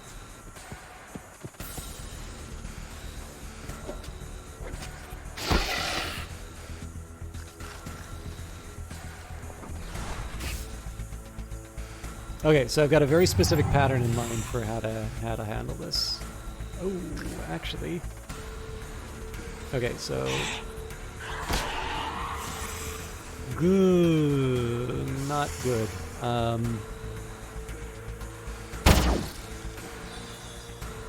Again, I'm kind of just accepting the Overwatch.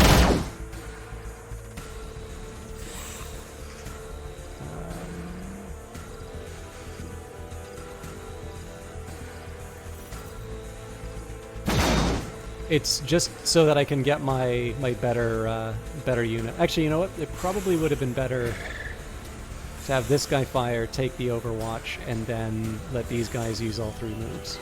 Anyways, we should come out ahead on this, but we're probably going to wind up losing one or two more units.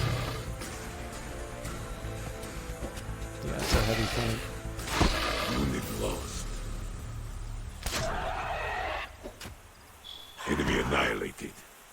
This is why I took that unit. Okay, so first thing I need to do is free up. This is actually going to be a lot more dicey than it seems, because if I lose this ranged unit, I don't have any way of dealing with the Enemy eliminated. But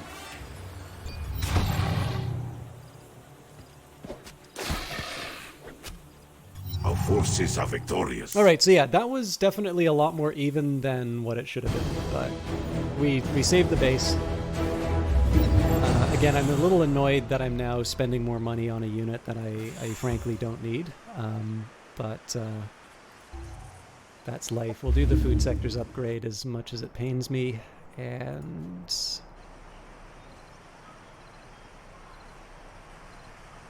we'll use this guy as a scout. again, I'm trying to figure out what's going on. Here. But then I thought there was a...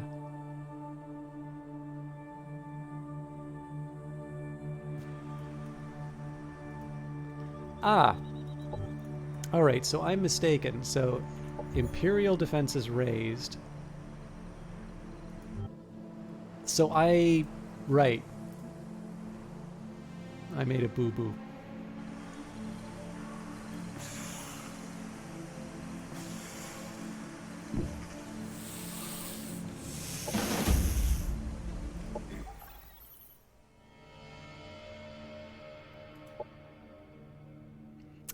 Declare war on Pawnstuk Nor. This action will reduce your reputation due to your casus belli on Pawnstuk Nor, both your popular support. That's life. I'm not 100% sure why this is... Oh, garrison.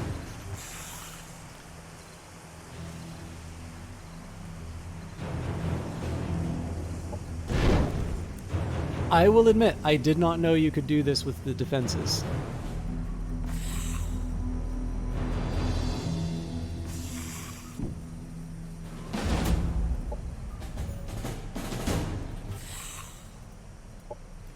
Alright, so I've potentially signed myself up for a World of Hurt.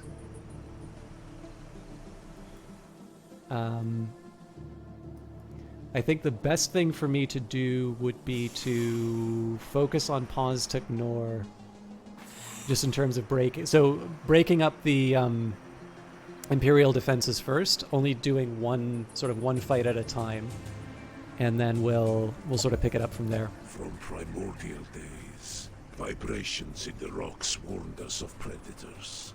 We took in every sound. We craved tiny tremors. Once we trembled and fled, but we evolved. Sound is our weapon now. We bask on warm stones, feeling the vibrations of a dozen tiny heartbeats, waiting patiently for our prey. Cabra, huntress of the Fang.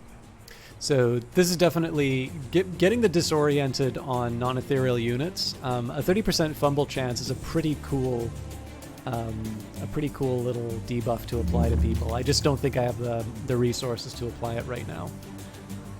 So CTDA is being constantly expanded by the community with new builds coming out daily. So there's also stable builds that come out once a year.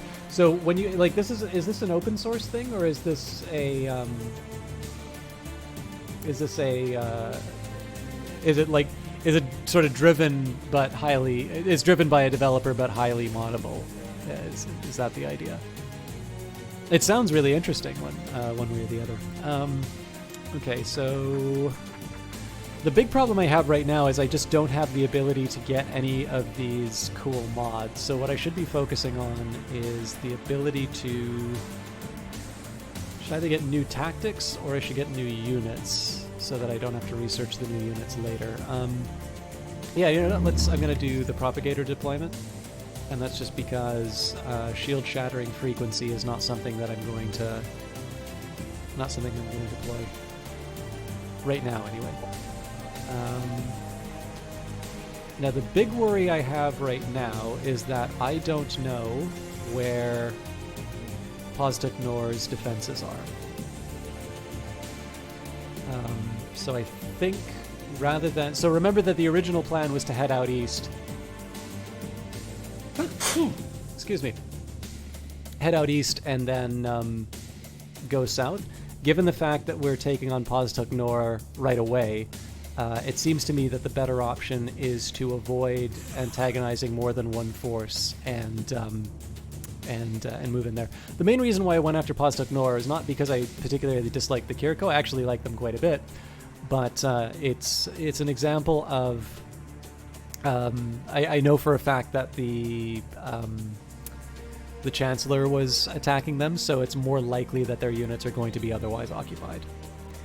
Cost us, I don't even know what number that is. 19777 87980. Is this game hard to learn for a new player?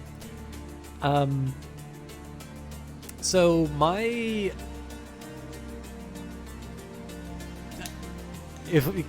clearly I have some hesitation answering this question.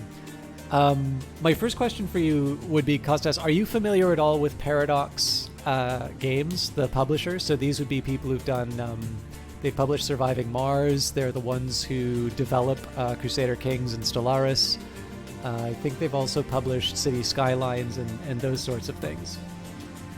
And the reason I ask you for that is that Paradox as a whole has a bit of a higher expectation of what a learning curve is for a game. And so I want to sort of calibrate my answer to make sure that I'm keeping familiarity inside. I would not say that this is a particularly difficult game, and it does have a pretty good tutorial. I will say that there are quite a few subtleties in terms of how the different units work, and it definitely rewards close reading. So if you don't like reading details, if you don't read these cards on the opponents that you're going after, they're going to seem like they have magic abilities that came out of nowhere. The good news is that this game has the Imperial Archives, a big database of every concept inside the game.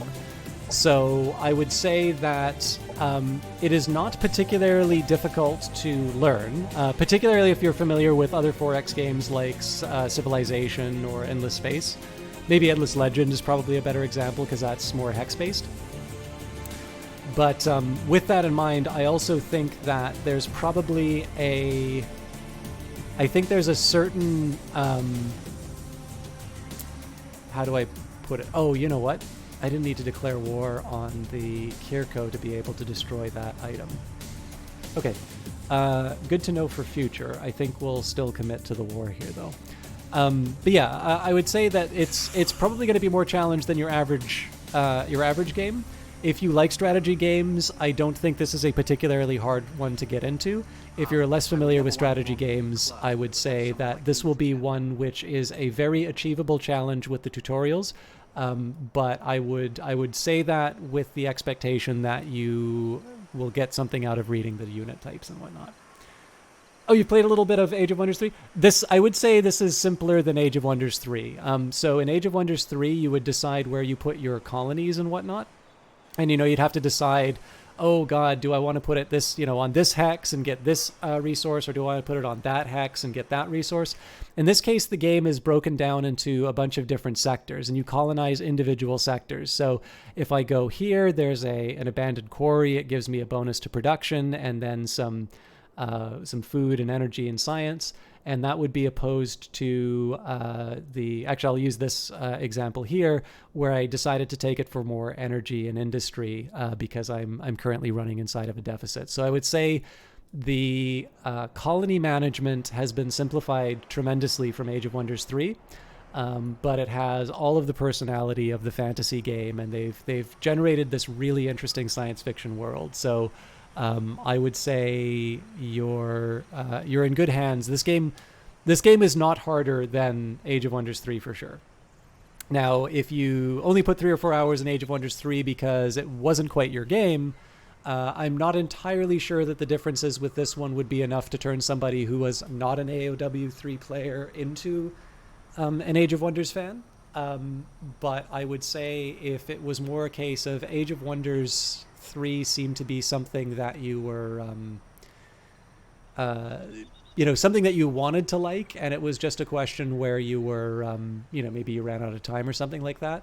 I think Planetfall would probably give you a little bit of an easier onboard. I should also mention it's half off on Paradox Plaza right now too, so it's a good time to pick it up inexpensively if you haven't got it already. Thank you for answering that question earlier, Angry Cat. I'm sorry I didn't acknowledge it, but yeah, I'll check out the GitHub. I don't know too much in terms of programming, but I'd be interested in seeing how they manage such a big project. Highly moddable pixel art adds ease with creating sprites rather than 3D models. You can download mod. Okay, yeah, we're talking about CDDA again. If you're curious, the number is 1,977,787,980. Do you think it's better to start with Civ 6? That's an interesting question. I actually found Civ 6 a little bit harder to get into than Civ 5 for myself. I think this one would probably be a bit easier than Civilization 6. They are quite different. So I think the biggest difference I would say here is that Civilization 6, you have all the differences on the individual units which take up single hexes, and the battle takes place on the map.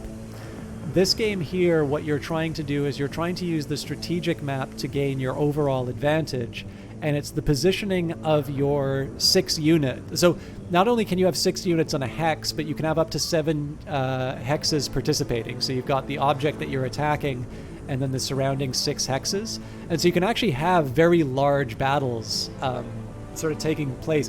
And I've actually had the AI exploit the fact that I had a unit that was out of position, and so they had 3 units that attacked a single hex, which I thought had reinforcements, but because they attacked it from a particular angle, they were able to cut off those reinforcements.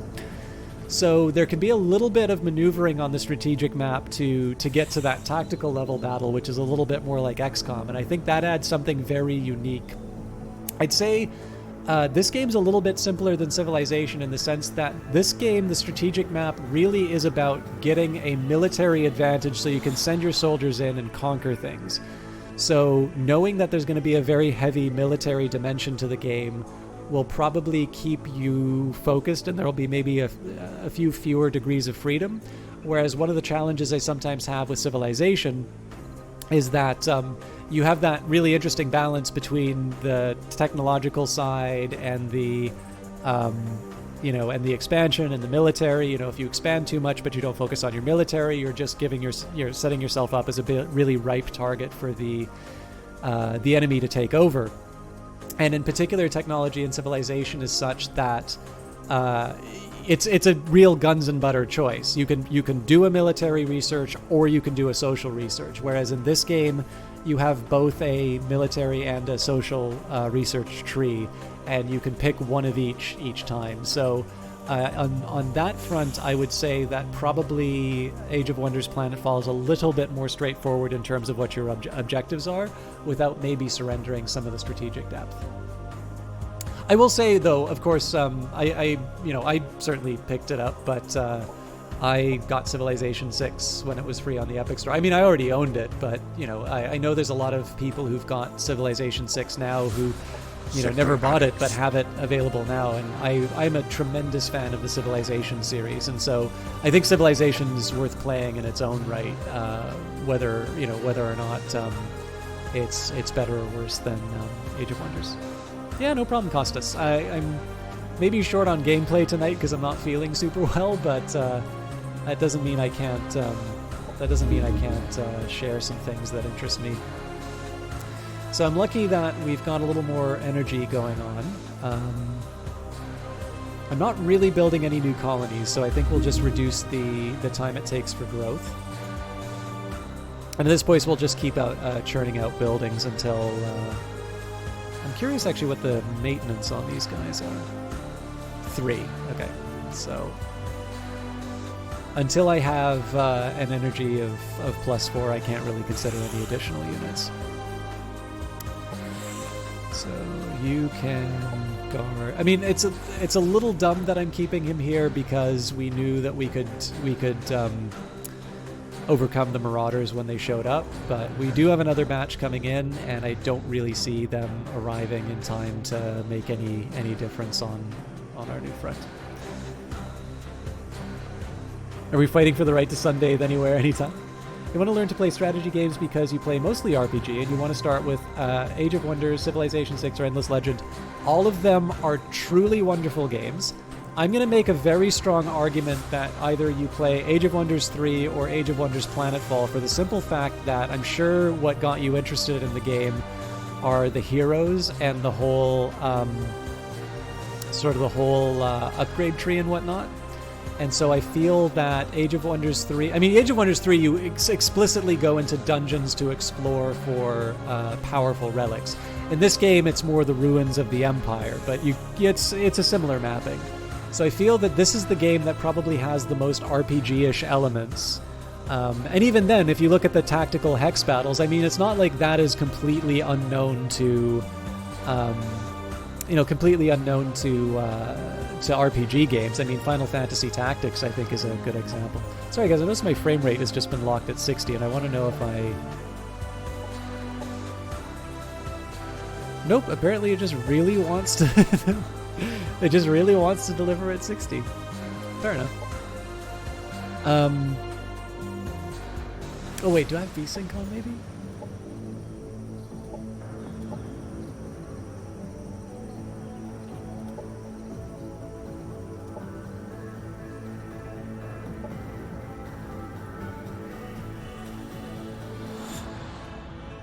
And that didn't change anything. Fair enough. I'm still getting used to the particulars of the game.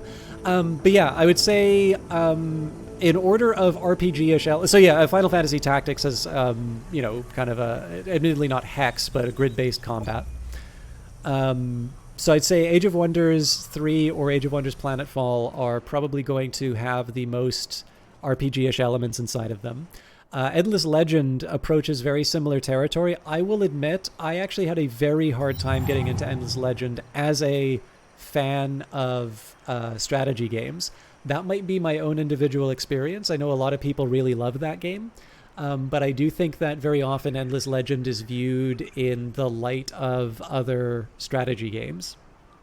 So I would personally recommend, if you want something with RPG elements so you feel at home, I'd say Age of Wonders first. Whether you choose 3 or Planetfall, it's up to you.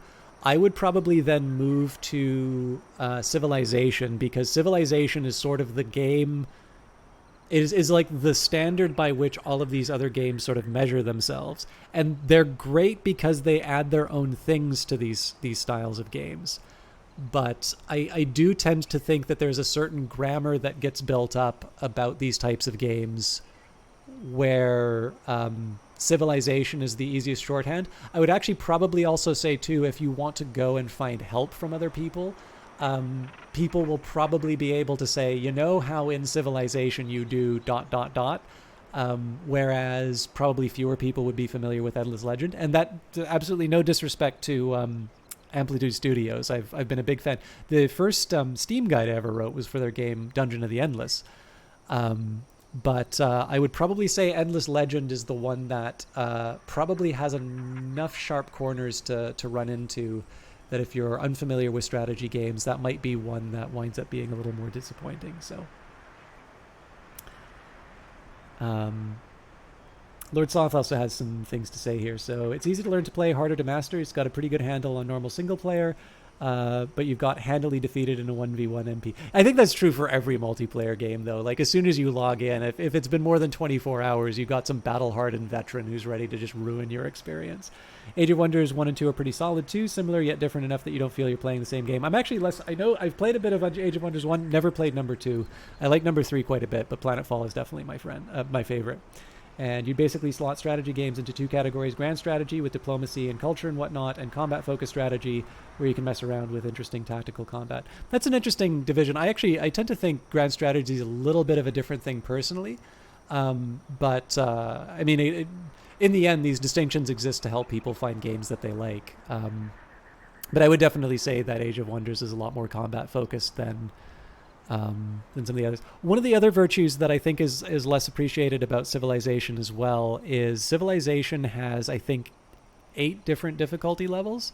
So the easiest difficulty level, you could quite literally automate every unit and almost certainly win. It's much more forgiving in terms of being able to make mistakes, whereas some of the other games have a little bit more of a steep jump between difficulty levels.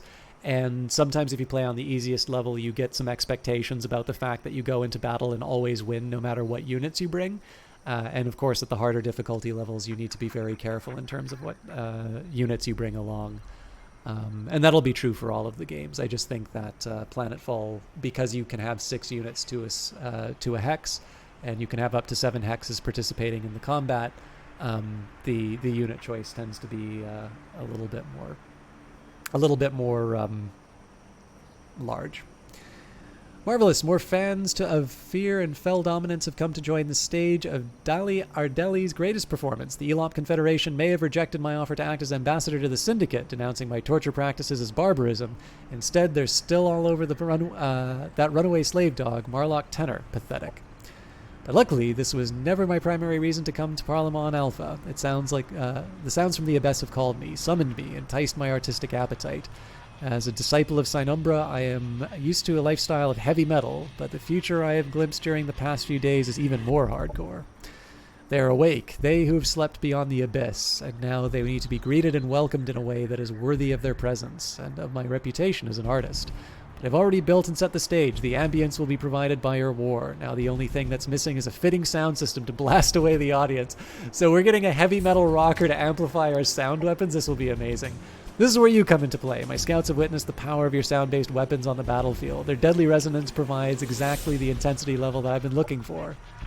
You have a curious interest in death and suffering, human, and you are bold to approach the Scarlet Scepter with your request to share weaponry. Very bold.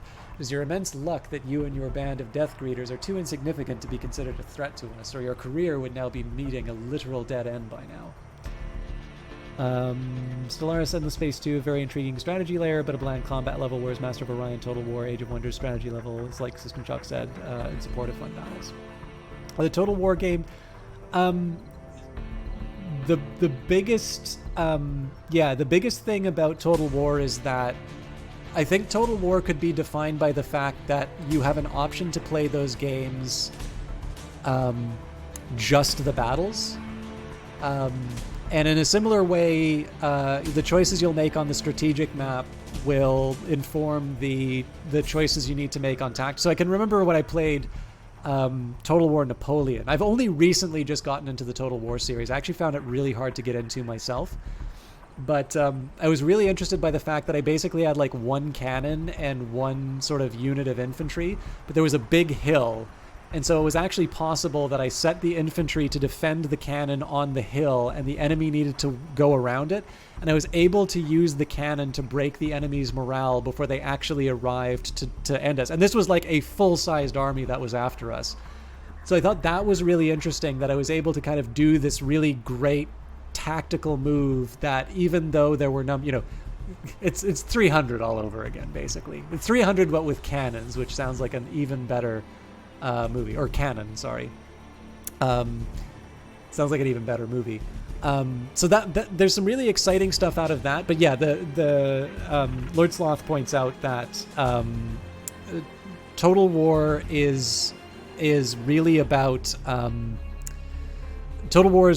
its real-time battles, and I would say the game it can be a little lumpy sometimes in terms of how it jumps between the strategic and the tactical layer.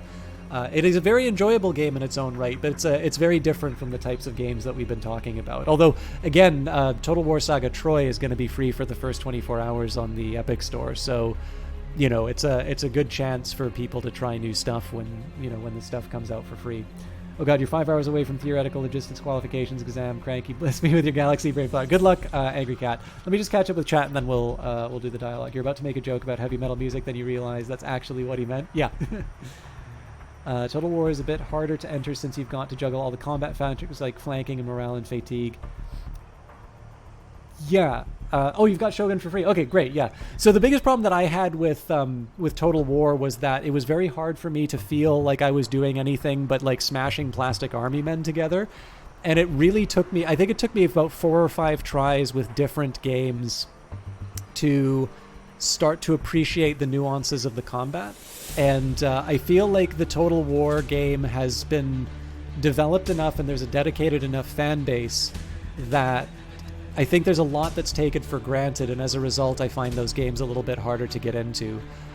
But I will also say, if you have a period of history that you think is interesting, or if you have, if you really like the idea of real-time strategy, I don't think it's a bad series to try out. It's maybe not one that I've personally really gotten my teeth into, but I think it's it's a very well respected and very successful strategy franchise, so it's one that I think is worth checking out, especially if you've already got it.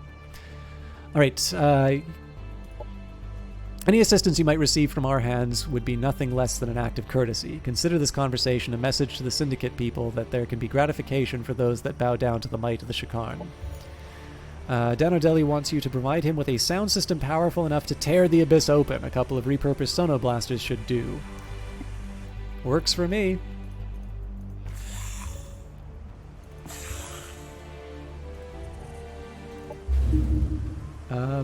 We'll maybe wait for the other like I do want my science and whatnot to get developed first, so.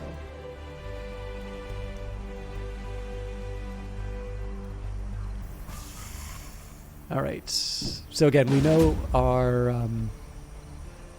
our goal here. By the way, I'm sorry I keep doing all auto combat. I'm waiting for something like this to happen. The idea was, because I'm spending so much time talking about other stuff, I don't want to, waste all the time on individual, individual trivial combat. Now, this is where my sonic weapons become really helpful. The fact that you can stagger this guy and it disconnects the link is a pretty powerful advantage. 1, 2, 3, 4. Okay, so 4 units. Now, I have a little difficulty with the fact that not all of my units are really built for the situation I find myself in. In fact, if I'm honest, there's a side of me that wants to... Okay. So as long as I sort of avoid these areas, I'm not going to get caught into hand-to-hand combat.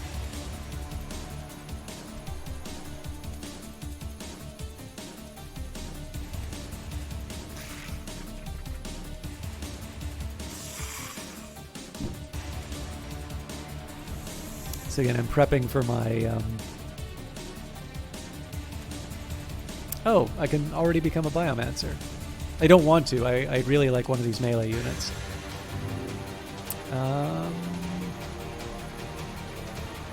So again, I want to put down the... I want to put down something to either discourage them from getting too close, or alternatively, something that will give me an advantage if they want to take up the... Yeah. So if they decide to come this way, they're going to be walking into an area where I get some kind of combat advantage. So these guys I want to keep protected.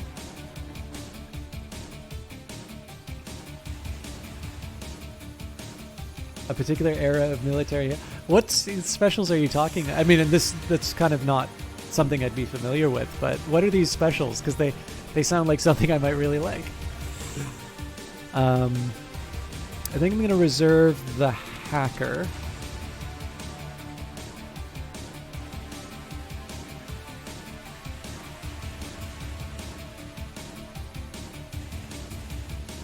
Well...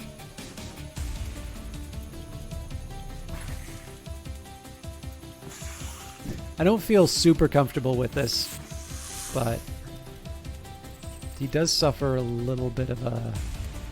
He does suffer a bit of a range penalty, unfortunately. Alright. Now, my commander I feel a little bit more secure running up in the front. And the main reason for that is she has Overwatch, and also she's just generally stronger. Okay, so let's see whether or not this planning works out. So that was a smart move on their part. This is obviously the unit that's least interesting. Whiskey's amazing. Thank you very much for the bits, and thank you for... I don't know if I... Oh no, I did thank you for the follow on Friday. I wasn't 100% sure. Okay, so the real key here is I want to be able to inflict a stun on this Transcendent. Operations available for prime. Notice, by the way, the AI was pretty clever to avoid most of the... was pretty clever in avoiding most of these areas. But I'm going to get a few things that I wanted. So, number one... okay, so I can move basically wherever. And then hollow shift. Hey, Glegor. Yeah, for two reasons. One, we're playing an invading alien force, and then two, I am playing... this game has kind of a very heavy tactical element to it. So there's, as you can see, this is the tactical layer of the game, but there is a sort of a strategic layer to it as well that's very interesting and satisfying. So in this sense, you know, I like to make the comparison that it's that XCOM. Sorry, it's XCOM, but instead of the tactical layer driving the bus, it's the strategic layer. All right, I feel a little uncomfortable with what I'm... Well, hang on.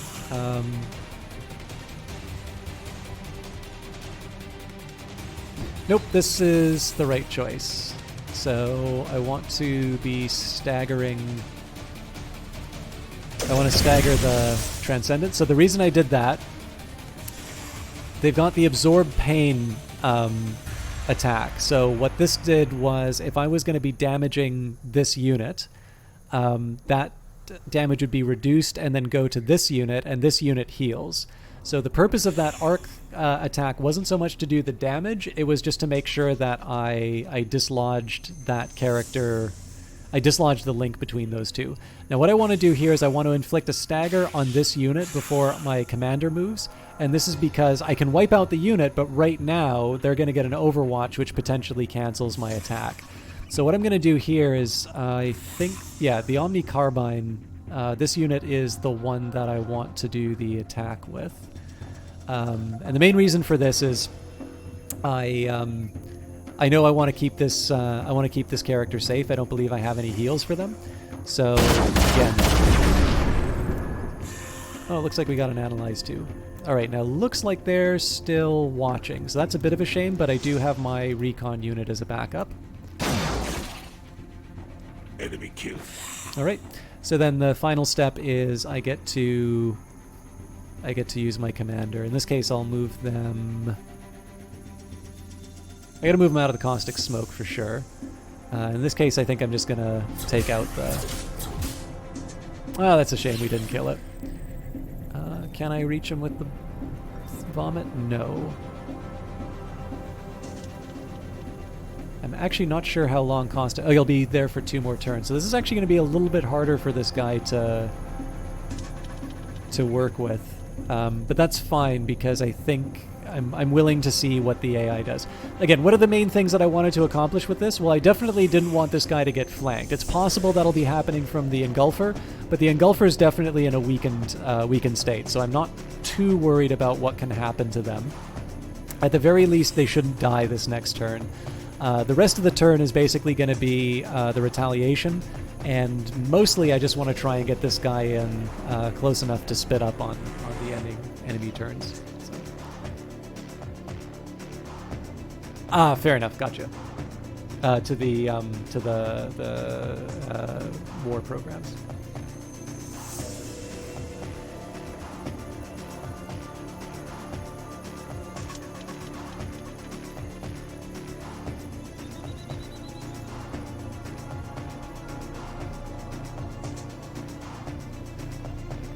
Also, sorry guys, I've been neglecting chat a little bit just because I wanted to... I'm trying to take these units a little more seriously. I totally forgot I had a unit available.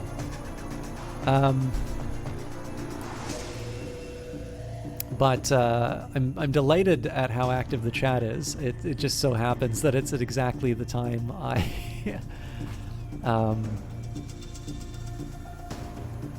exactly the time that I'm otherwise occupied. So I'm less worried about area of effect attacks. All of these are on cooldown. I can seal the deal on the Engulfer. But it does mean that I sort of waste a whole bunch of ammo. I think this guy still gets his heal. I think that's actually the argument for not attacking him, because I'm almost certain I'm not going to be able to do enough damage. Okay, so if I move him up here... Am I going crazy? There we go. Yeah, so I'm definitely not enough... I'm not able to do enough damage to make the difference. So again, we're not worried about AoE attacks. I know the only ranged attack that can go after my hacker is from the Transcendent. So as long as we get rid of the Engulfer, the most fragile unit is safe. And of course, the nice thing is, if they want to really make it an issue to take out the hacker, it means that I can move the Frenzied in to wipe them out. So let's see how they reply. Interesting. But I don't see how they're going to be able to do anything with the Frenzied. All right, that's not. I mean, so it's pretty clear that they're gonna. It's pretty clear that they're gonna lose no matter what. This is definitely not the choice I would have made with the Frenzied unit, because we just need to. I mean, it's a little crowded because of the caustic smoke, but it's actually to my advantage to draw this encounter out a little bit later.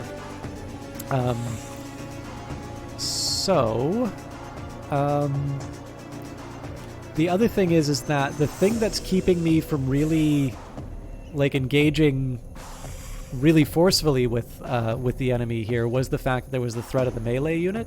That threat's now been neutralized, right? They're going to be, as long as I don't put anybody on these hexes, they're just going to be sitting around waiting for their vomit to get off cooldown. So, let's bring the igniting in. I'm not actually going to attack with them yet until I make sure that I have everybody available. I do. So the big thing is I need to make sure that the Transcendent dies. Enemy eliminated. Yeah, I'll admit, I've not had TV for a while, but that was because, like, I've never had a flat screen TV. I used to have this nightmare, you know, like, it's something someone gave to me, right? So I'm not going to complain. But it's an absolute backbreaker, and I'm definitely not. I'm not schlepping that thing to to Ottawa. All right. So they can't use that for 2 turns. So in this case, I get a free shot on them.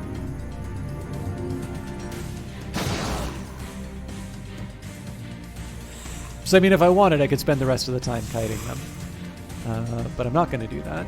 I'm going to make sure I stay out of range. I will shoot. I'll shoot when I can. And we should see this thing wrapped up next turn. Again, I'm waiting for the caustic smoke to leave, although it doesn't hurt to move 1 unit ahead. We're probably not going to wind up using the Frenzied, but obviously we couldn't have known that at the time that we brought them in. Our forces are victorious. You know, I like to hate on reality television, but I gotta be honest with you. I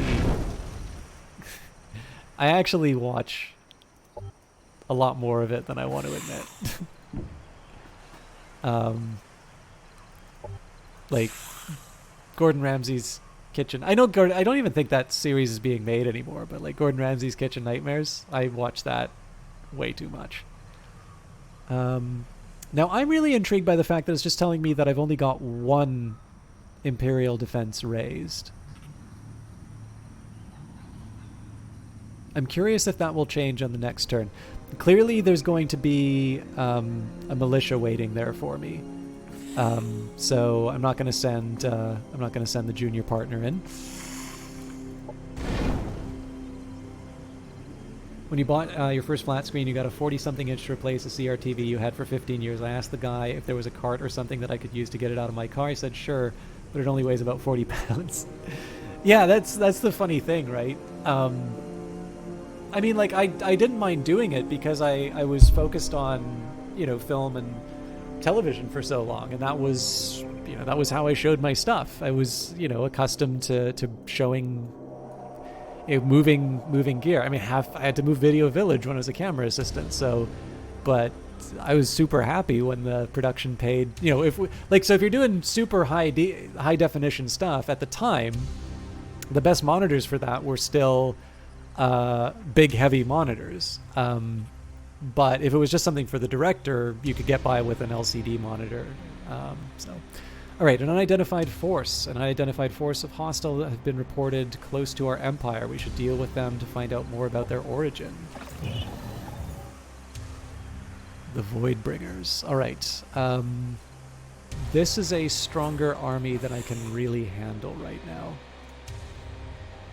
But I don't have the resources to be able to bring up a stronger defense. Yeah, I'd better hope that they don't get too comfortable with in my area.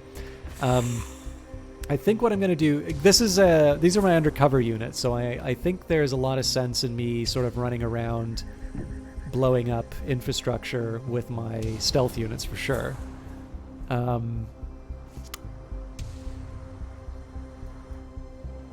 It may be too late for me to do anything about these guys, but let's try and get our guys back to the base.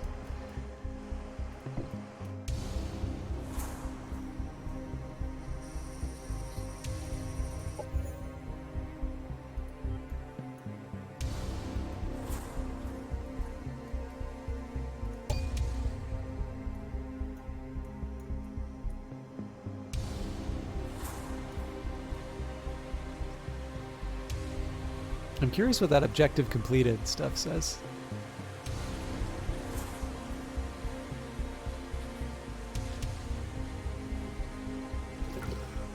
Ah, damn it.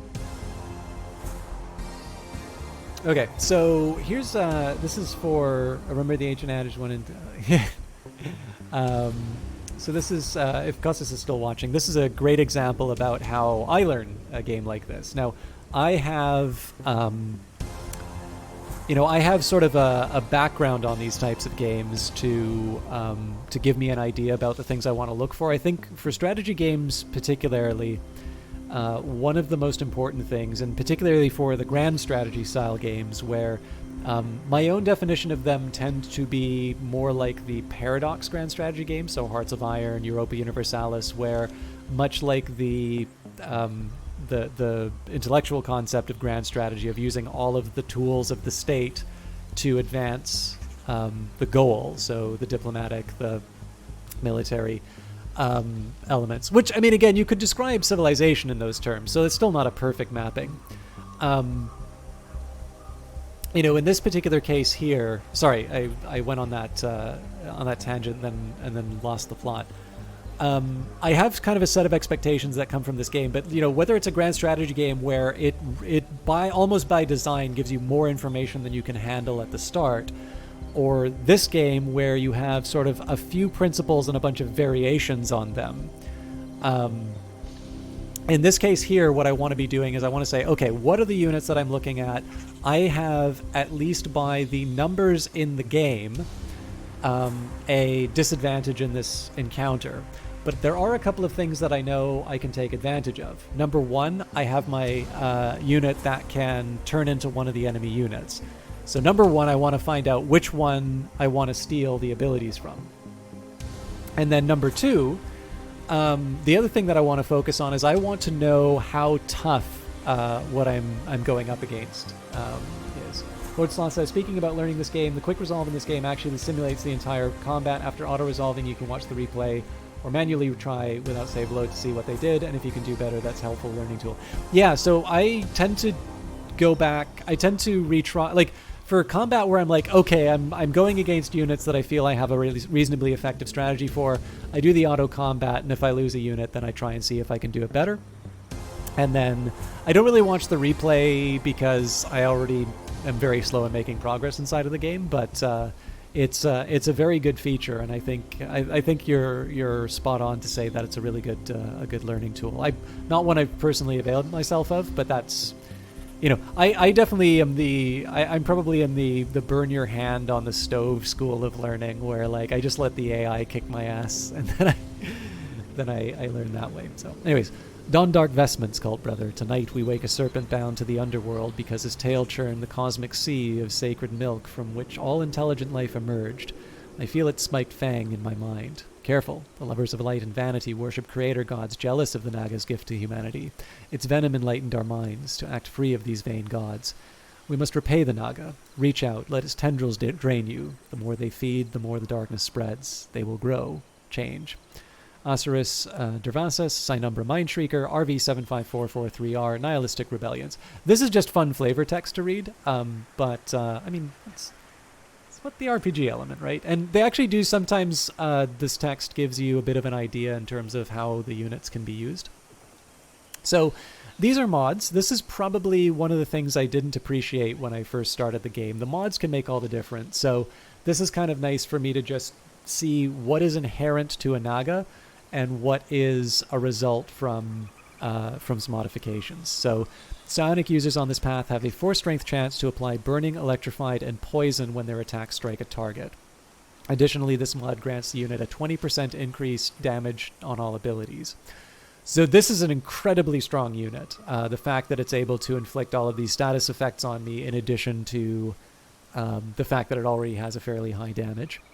It's got Mark of the Dark Sun, so each time the unit deals a killing blow, they gain Dark Reward until the end of combat, increasing their damage by 20% per stack, up to a maximum of 3 stacks. Additionally, this mod grants the unit 20% increased damage on all abilities. They've got the Voidbringer Spike, so this will take the full action, and here is the key on this one. I can avoid the Voidspringer Spike so long as one of the sonic weapons hits.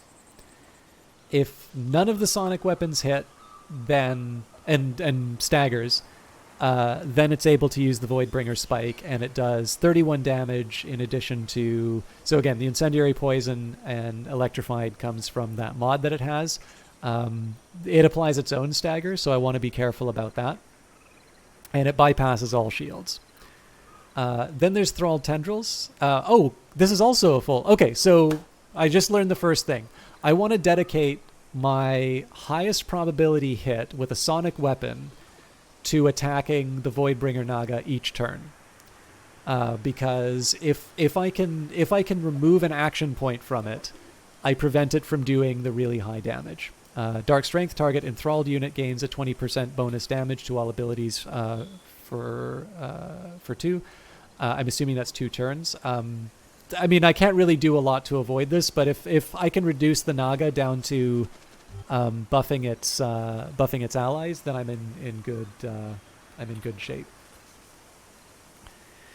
Okay, next up, we've got the Strix. Many Sinumbrae have long believed that the Void was a prison trapping a darker power in the infinite emptiness. The lost and foolish Psyfish were but a forensic foreshadow of the dread that comes. We feel it, a Voidbringer, sweet oblivion. We crave this malice. Sinister psionic forces streak towards us, assaulting our nightmares. It starts small in the corner of your eye, then it appears, an orb of cruel indifference, and we are its prey. Burst into our reality with the force of a bomb, its tentacles lust for our sanity, intoxicating Strix. Shartog Krieg, RV74593R, Blessed Delusions. So these guys are, on the surface, not as frightening as the Naga, but let's take a quick look at what's going on. So you've got Dark Blast. It's a repeating repeating attack. It bypasses all armor. And again, it's got the mod, so that's a little more frightening. Now, the problem here, of course, is that this is repeating. So I don't have a good answer for... hang on. This also has kinetic status effect immunity, so I know I can't stun it. This also has kinetic status effect. Okay. So this is going to be this is going to be hard. I'm apparently not going to be inflicting the stuns that I thought I would. Thrall Bomb. Target Tier 1 enthralled unit explodes, dealing damage in a 2 hex radiance around it and dying. So avoid thralls. We've got Enthralled Trooper. Technology exists to automate the Vanguard Trooper's job, but how do you inspire a populace with no skin in the game? That philosophy was posited by emperors that needed humankind to sympathize with the price of war, and some suppose that the troopers are a tool of Core, desperate criminals being forced to join its ranks. It has been my experience, however, that the deadliest trooper fights not to atone for his past, but to build a better future. For that, Core and the emperors should be wary. They serve but never surrender. Quinlan T. Ordovexus, RV4367H, Historical Parallels, Humanity's Twisted Path. Hey, Romtom, how you doing? All right, kinetic attacks, Overwatch. I mean, the big thing about these guys, of course, is that when I play Vanguard, I just set them up as a wall and let my enemy run into them. But of course, they are the ones to initiate the combat, so they sort of need to. They need to give chase. Okay, regains 1 action point upon delivering a killing blow to an enemy. Can only occur once per turn and 30% increased damage.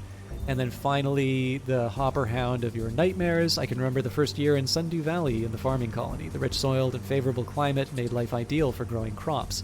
Our community grew strong as we lived our happy lives, one bounteous harvest after the next. We prospered for a decade, spreading out all over the valley, until something wicked awoke in Hopper Hill. A manhunter, green and covered in spines. Its legs were scythes, leaping across our fields. It cares nothing for our crops. It hungers for the men who cultivate the land. We are its crop. So, here's the thing. Other than the Thrall Bomb, I actually don't see a lot of AoE to worry about. And you'll notice here that a lot of my units have high armor, which is going to do nothing against the... the psionic attack. So, the best way of dealing with the Naga is to take it out completely. Our weapons don't do that much damage, so I think we're just going to have to focus fire and hope for the best.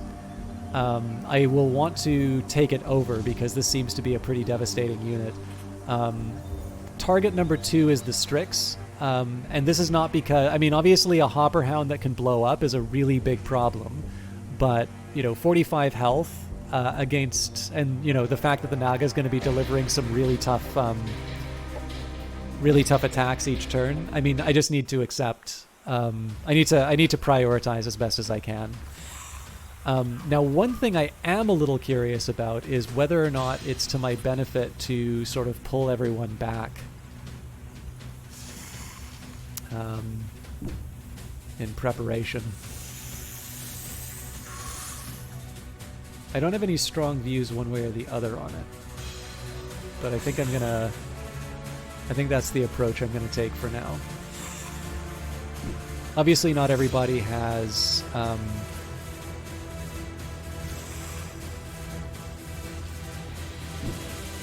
not everybody has Overwatch, but I do kind of want to see...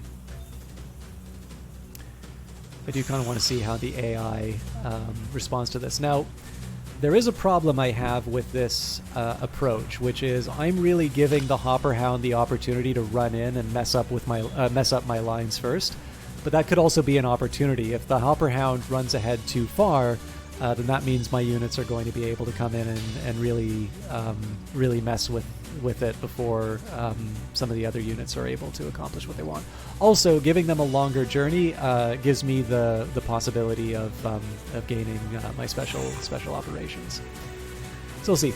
I'm not optimistic about our chances here, but let's see if we can do the best that we can look at. Aurora 4X, yes. I'm sure you like the interface. Makes you feel like you're filling out taxes. Okay. Operations available for prime. Entered Overwatch.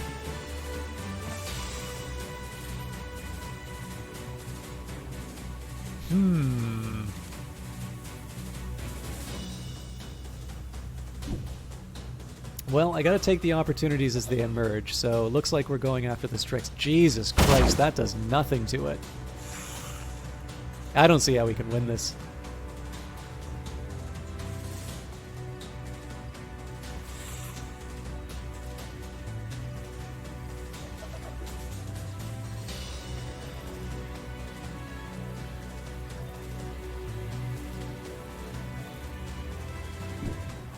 Well, I mean, we'll throw what we can out. Fascinating. So why were they effective at staggering? Oh, I know why I can't stagger, because I don't have the mod. Okay. So this does invite the question as to whether or not I actually want this infiltrator to... whether or not I want the infiltrator to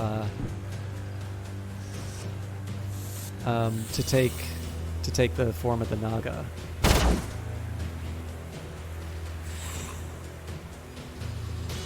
So, look, I'll be honest with you. This is not the smartest choice that I've ever made to move all of my units out like this. I'm giving them their choice of target as far as...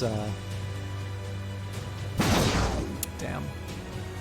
I'm giving them their choice of target as far as anything that's moving on, but knowing that this infiltrator is now able to start staggering the Naga, that might be the thing that cracks this open for us. Okay, I could do a laser strike with a massive impact. I could do a heal. I could do high frequency projection, project sound in a 1 hex radius that deals damage with high impact. What are you immune to? Okay. I'm going to avoid it for now.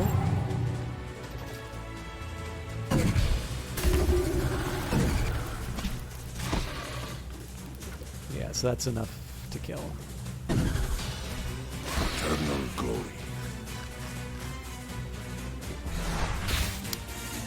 I screwed up.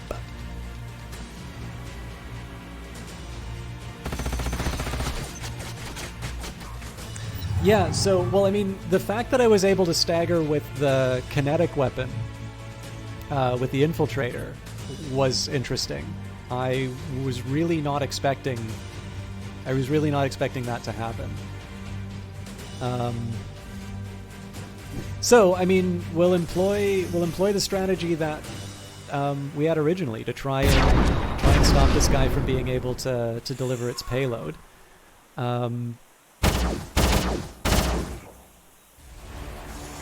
And I have to risk the Hopper Hound here, unless, yeah.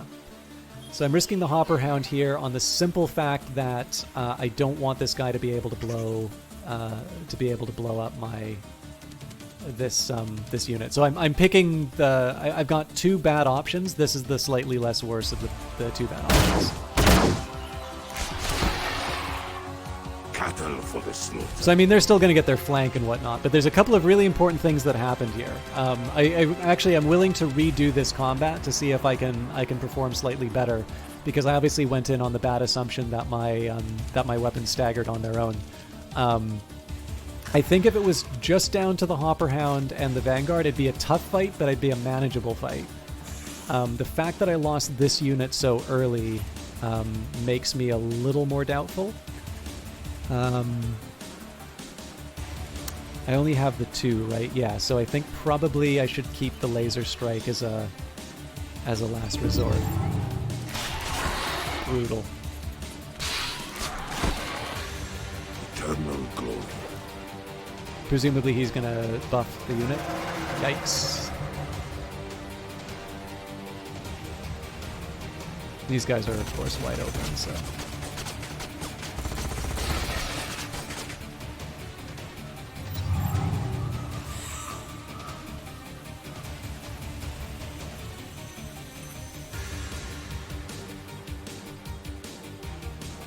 So it seems to me I try and get as much of a positional advantage and deliver as many flanks as I can.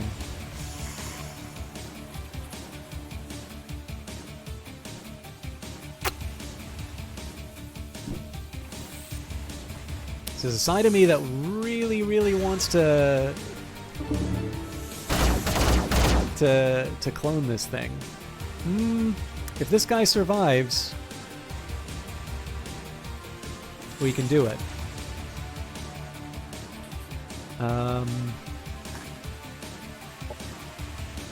Replicating restoration will remove status effects. Well, this would heal both. Okay, I gotta reserve this. I don't think we can win because this guy's gonna be able to jump onto the militia unit. So even if I wind up claiming the Naga, I still have two powerful units, particularly one that can stagger and do the same thing to me. But let's play it out. Let's see how it goes.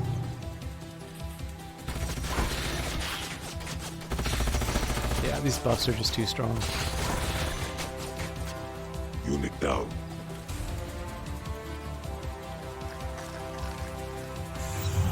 Oh, that was unexpected.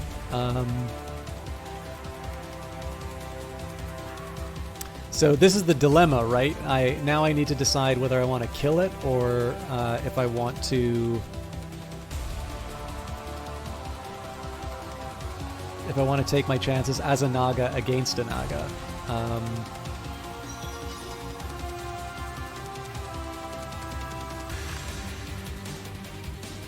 Okay, so this thing can jump. It doesn't really matter where I move. I mean, we've lost.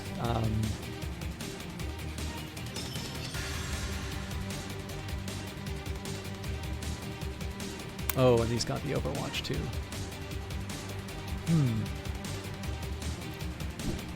Well, it's a long shot. Superior once more.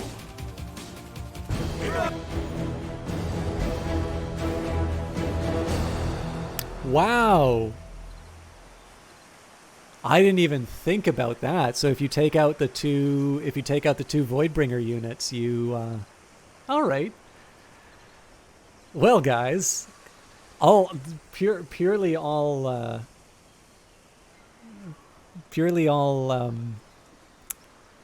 according to plan. First try, you know. Cool. So it's also kind of neat to see how you can adapt when the information changes. But yeah, okay. So this is gonna be a really big deal in terms of how I deal with future Voidbringer units. Objective completed. Autonom Emotional Matrix status achievement, Love Machine completed. Naranga Odd worthy of love. Autonom Love Commander. Autonom Send Commander gift. Alright, so now I've got my social research back. We've already done food development. Research development would not be a bad idea. Frontier facilities will help me with a very important addition of a better militia, which is only going to become more relevant in the future. It's also probably a little bit cheaper than building additional garrison units. The problem, of course, is that I do need to pay for the facilities, and it's 4, whereas a unit costs 3. So for now, I think I'm actually going to go for research and development. Okay, so it's counting this as 2. Now, I count 3 facilities destroyed, not 2. But perhaps what they're thinking of are the facilities that exist within the territory of the enemy. So, well, here, let's see what auto combat looks like. You weren't paying attention. How did we win? Sheer force of intellect, Midori Musha, obviously. So let's do the auto combat here. Okay, so we lost the Raider here. Now, maybe because we've been talking so much about the replay feature, let's watch the replay. I know I'm going to redo this anyway because I don't want to lose a unit, but let's see how the AI approach this.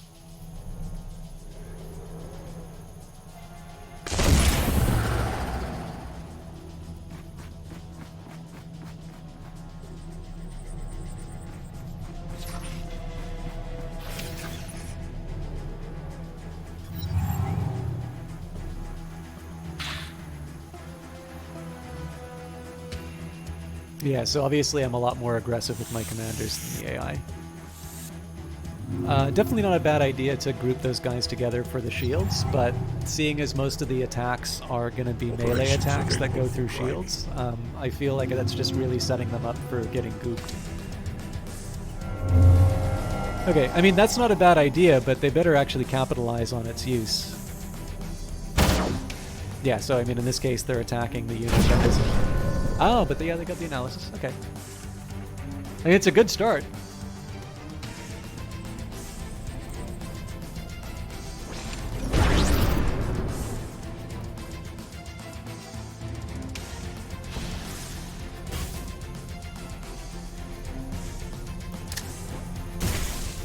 So why did they do the buff if they're not going to use it?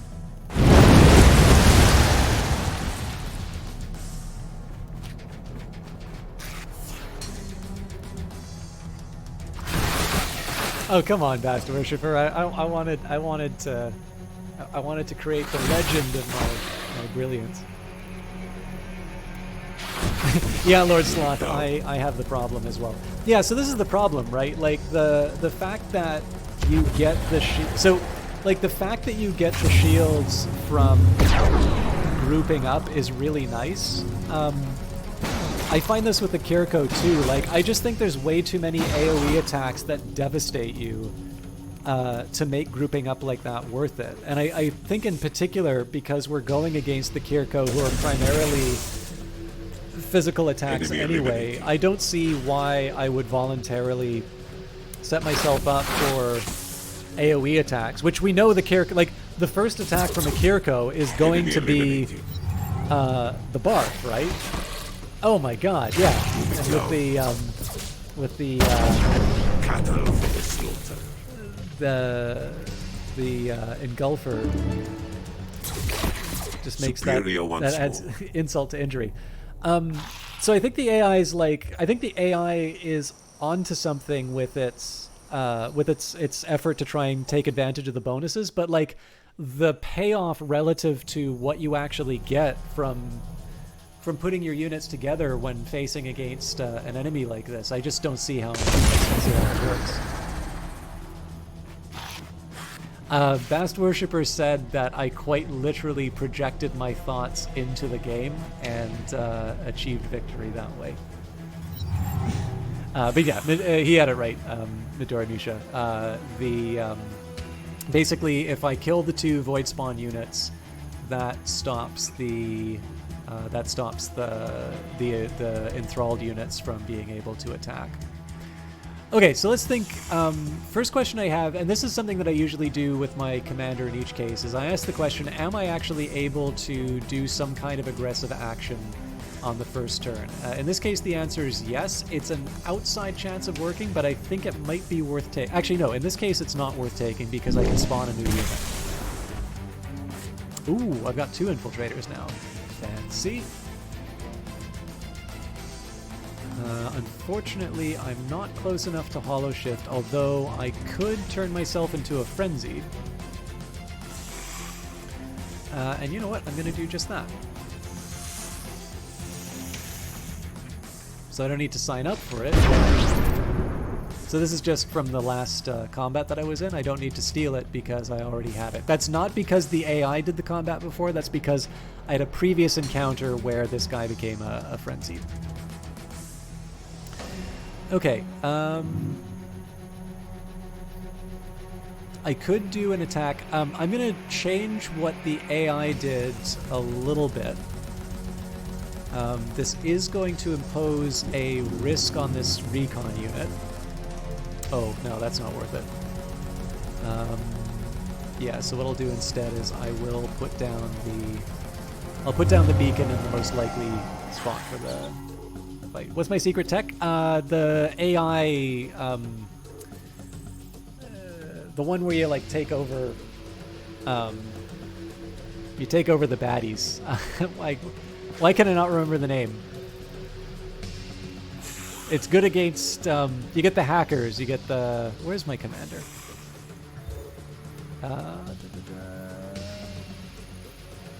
Wait, did I not take any? That can't be right. The one that gives you the override demon. Synthesis, thank you. Alright, there were some interesting possibilities here. I don't think coming into physical range is worth it for a low probability shot. But that isn't in physical range. So again, I can't overwatch with these characters, so, you know, being able to get a pot shot off is nice. I think there's also the possibility of the analysis running as well, albeit a remote one. A remote chance, not a remote, investigation. I'm going to keep the hacker safe. So I'm a little worried about my scout unit here. Depending on how aggressive the AI wants to be, they might pile on this guy. Okay, commander's already moved, so remaining question is, do I have any interesting moves I can do with this guy? Not really. But the good news is that the AI doesn't have a whole lot to do. They can throw up on me. That's about as that's the best that they've got. So we can get ourselves into position for the next turn.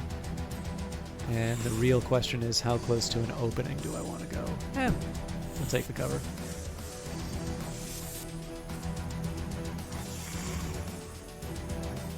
Alright, so let's see whether or not this pays off.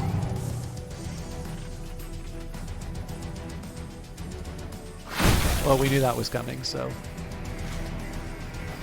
Keep in mind, this is a pretty high priority target right now, because they don't have the link with the Transcendent, and the Transcendent decides to oblige me.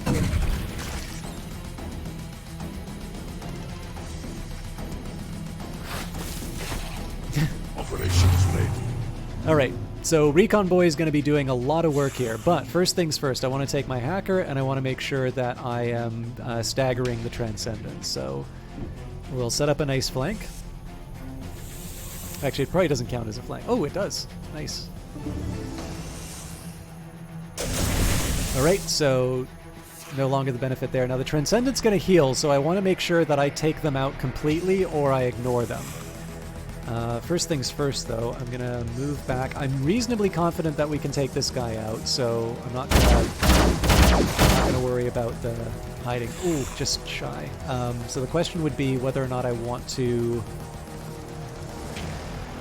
The real question is whether or not I want to dedicate the turn to stopping this guy's reply. No, actually I don't, because if they move through the caustic smoke, they die anyway. So they're either going to die to the fire, or they're going to die to the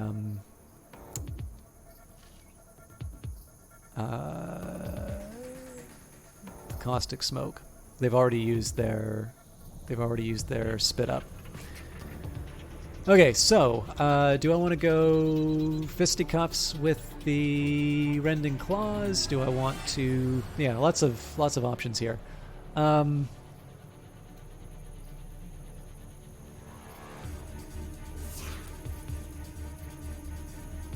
this is a tough air-to-air attack, which I don't feel very comfortable with.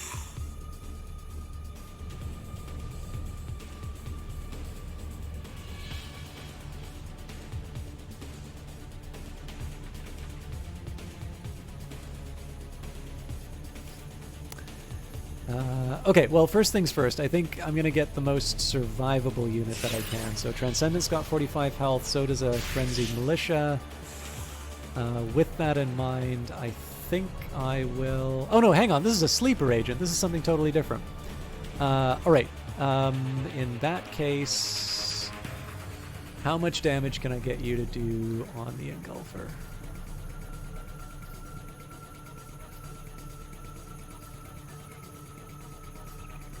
This is a slightly better shot at the cost of the fact that I potentially represent an AoE attack. That's not really that exciting. So I suppose the question now would be...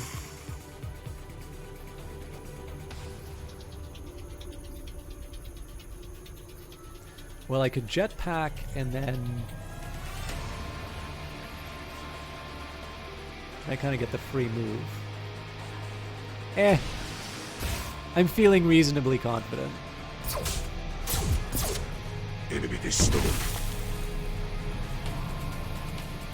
So I mostly just wanted the 3 shots to guarantee that thing being taken down. So next up, take advantage of whatever flanks I can. Now, if I was in a slightly better position, I'd be able to take advantage of the fact that each time you attack someone, they sort of turn to look at you. I don't really think I'm in a position to be able to take advantage of that right now. So instead, I'm just gonna throw the kitchen sink at these guys, and if I can make it so that the Transcendent is the last thing I need to deal with, again, they can sort of run out and around, so it's not a perfect plan. Yeah.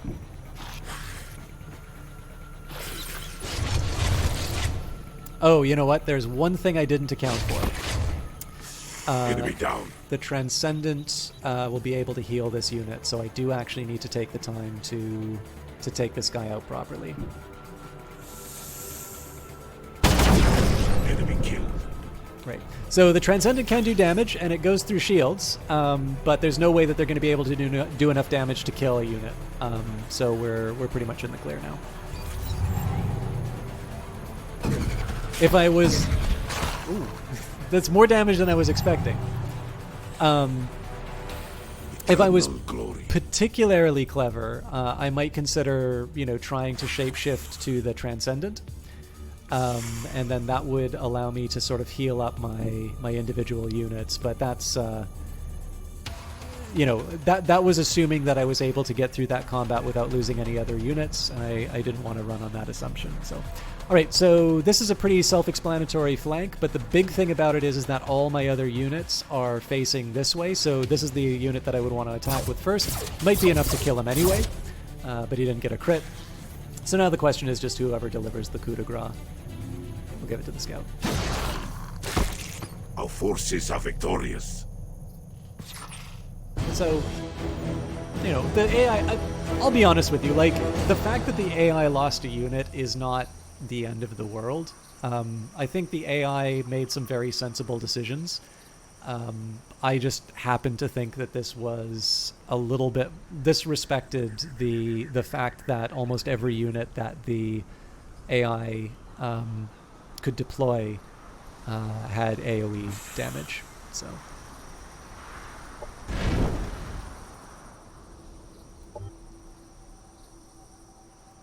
I'm assuming this number will go up to 3. And clearly we do not need to go back to the base anymore, at least for now. So then the question is, where's the next defensive position?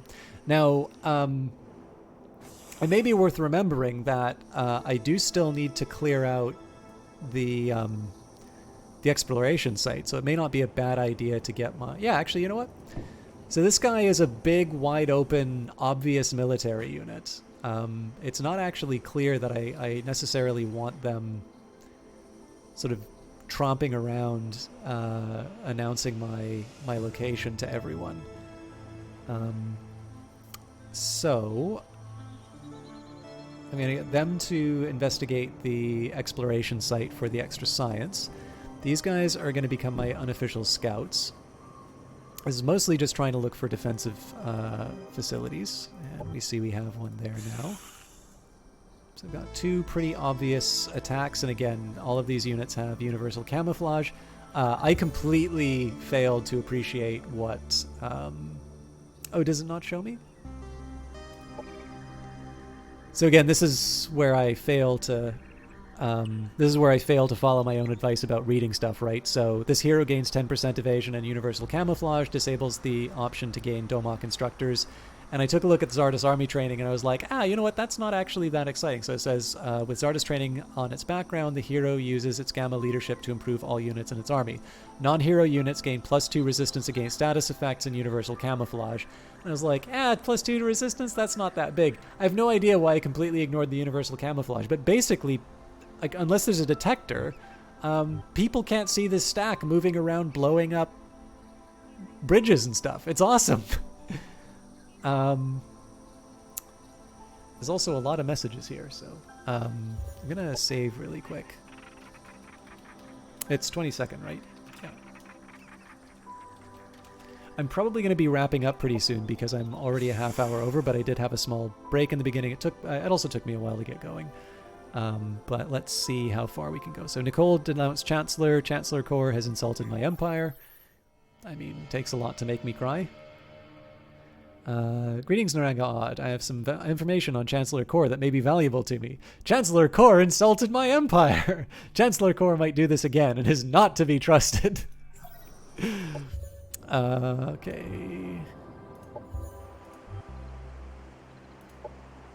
Unidentified forces have been defeated. Oh, you know what? This might have been one of the new events. So this might actually have nothing to do with the scenario. This just might be the events in the game that was going on. So unidentified forces have been defeated. The attacking force has been revealed to have been familiar units. They were enthralled by unknown ferocious creatures now dubbed Voidbringers.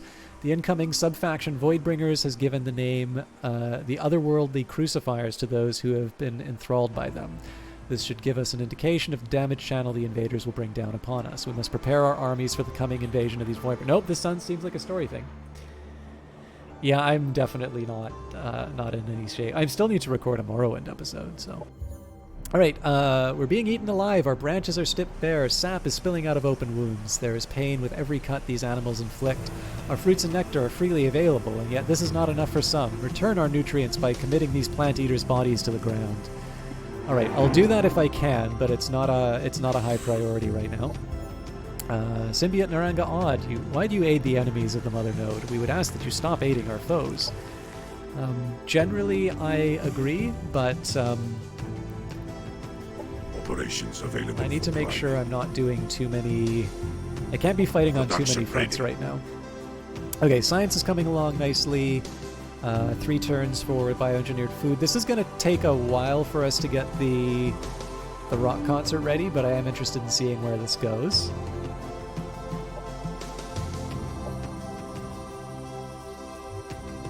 Empire task completed.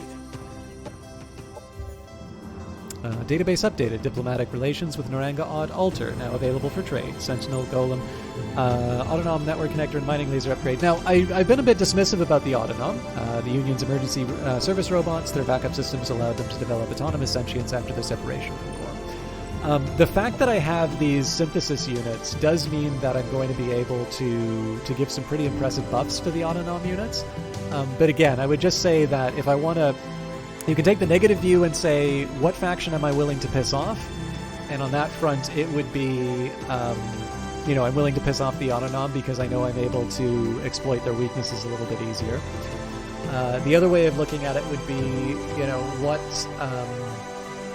what units have I found a little bit more useful in the past? I'll admit, I think the Growth is actually a pretty strong little faction. At least it works well for what I use them for. Alright, now we should start getting some indicators about, yep, they're the Kirko. So we'll do auto combat, I'm curious. Okay, we didn't lose anyone. Now I feel that this is pretty close to... I'm not entirely sure how they identify...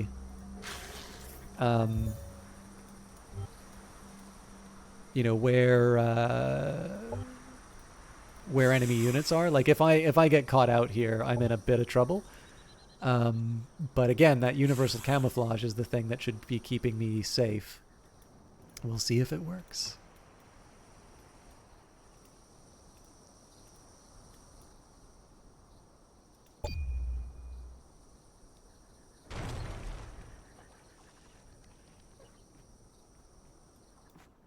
Ooh, trouble.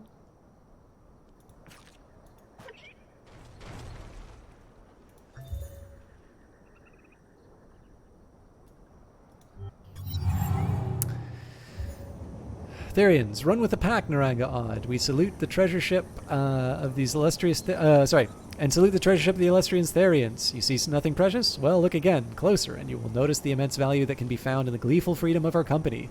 We heard good things about you. Join us. Hop on, and we'll hop off to new lives and places. Share in this adventure. So start a flourishing relation with the Therians. A friendly or independent dwelling needs to be available for negotiations. Ah, okay. So we haven't found their home territory yet. Alright, so the Therians are the results of genetic experiments fusing human and animal DNA. These armed refugees retain their human consciousness and intelligence, but with adapted bodies and senses. So I don't want to start any more fights, especially given the fact that the bad guys are on to me. This is reasonably equal in terms of power, so I do want to make sure that I'm minding the store. Looks like they're going to be able to at least get this army. Alright, so I might get lucky and be able to defend District 7 by the time the main force comes in. Looks like they weren't able to find my unit inside, so that's good news. Now, if I was particularly bold, I would just run in and blow up the shroud generator beside their base, but I am not a brave person. Well... Okay, I actually want to see if this works.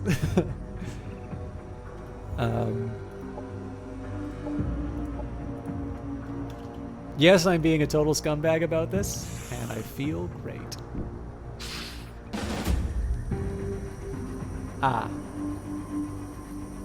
That's the catch. I won't bother with the replay, I'm just going to do the retry myself. So yeah, that's the challenge. I didn't recognize that there are reinforcements. Mind you, it's not like this is all that different from the forces I normally go against. I think the militia on this one was actually a bit weaker than what I normally go up against. So the secret on this one is going to be, one, removing absorbed pain is going to be quite difficult because the transcendent is really far away. Also, the hidden are actually going to be able to do some serious damage with their sniper rifle.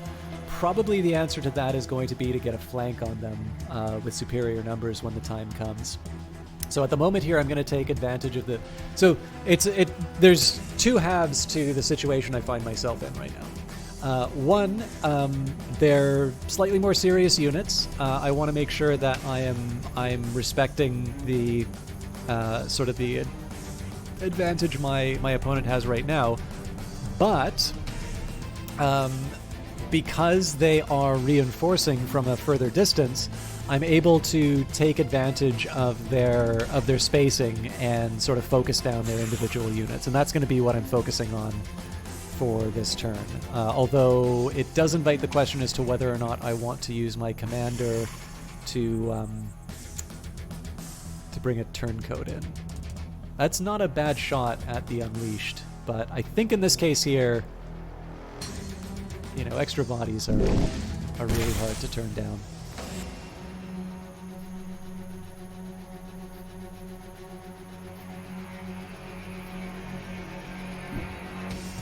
So we'll run the Infiltrator up. The question, of course, would be, do I want to try for a Transcendent? I don't think so. I think in this case here, I'm happy to convert to a Frenzied. Obviously, I'm not at full health, so I want to be a little mindful of my my circumstances. And again, I need to expect that this unit is going to throw up on me, but they did decide to take cover behind the barrier, which is a smart move. But it does mean that the worst that they can do is throw up.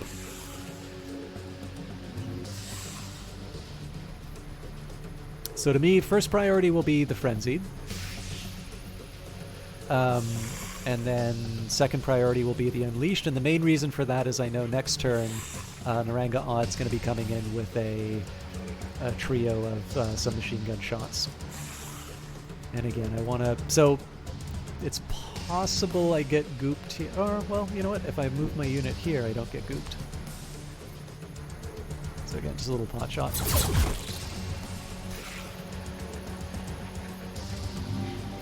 I don't really see any advantage in engaging too closely with the ranged unit here. So at this point, I think I'll... again, I'm happy to just do the chip damage.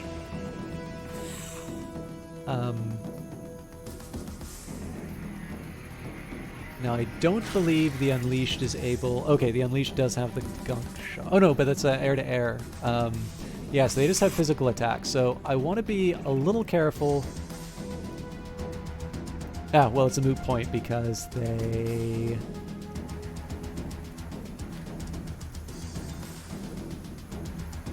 Yeah. Okay, this is one of my weaker units, so I technically don't need to have them behind cover, but I'm kind of in the habit, so...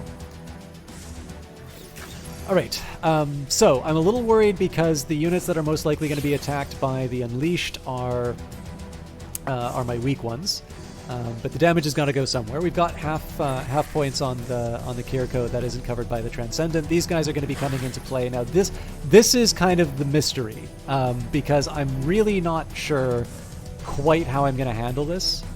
It seems to me that getting a stun in is pretty optimistic. This might actually be the case where I use the Death Star, but I'll figure that out when the time comes. As for the rest of it, like I said, the whole aim of this is to try and take advantage of my try to take advantage of the fact that they're kind of coming in single file, And, ooh, hang on. We'll at least stop the flank from happening.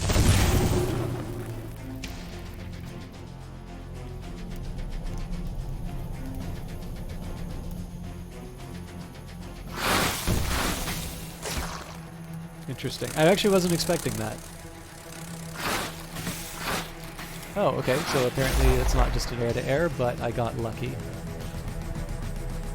I'm assuming... Oh, no. Okay, so again, I want to keep in mind the sniper can get some nasty shots off. Operations available. I think one of the biggest things that the sniper does is it limits my movement in terms of being able to take a shot at the Transcendent.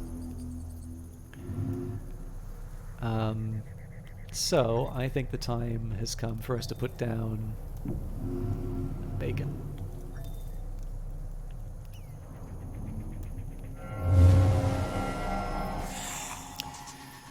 Next up, I should be considering any kind of bouncing attacks that I have.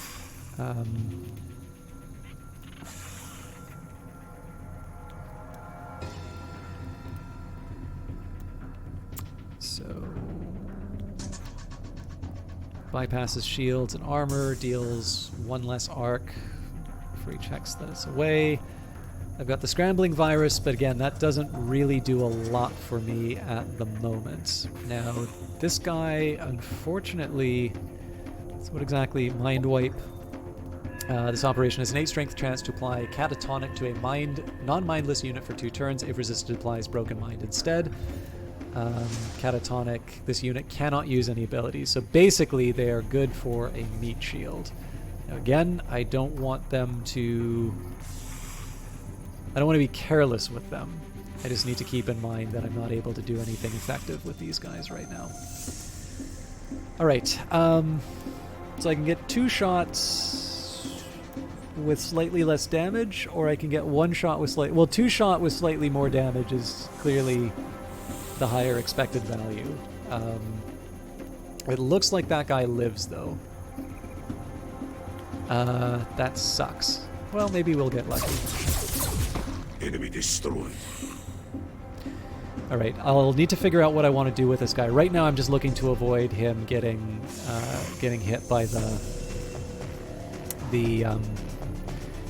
sniper. Now one thing I am interested in doing is taking out this Unleashed before anything else.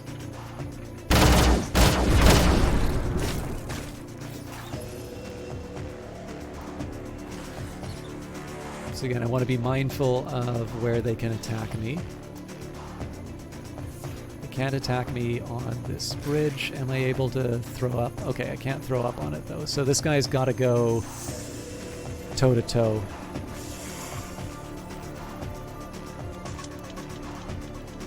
Well, actually, one solution I have to that would be...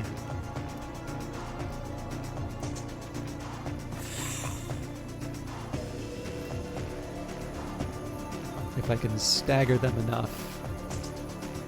Well, I mean, it's one thing to stagger them, but that doesn't... to get close enough, I'm still gonna...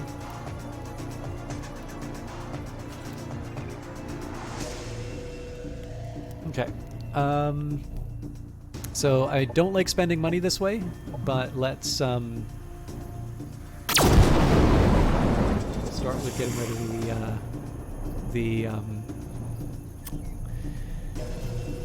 the health. Have you ever played Steve Jackson's Sorcery or any of his other games books? Well, I know of Sorcery as a PC game. I don't know if that's what you're asking about. But that's the only Steve Jackson game I'm familiar with. Oh god, I really do not feel comfortable. Like, this guy is not that strong right now. Well, this is actually a lot easier than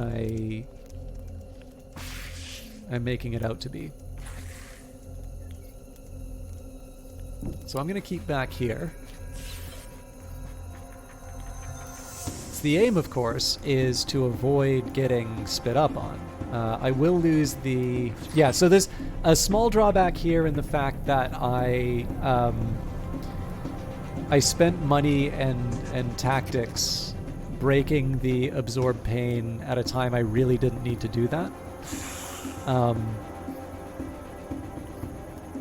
But I believe this is the correct move. So stay out of range of the bad guy, which is actually easier said than done. Yeah, so sadly I'm leaving myself open to the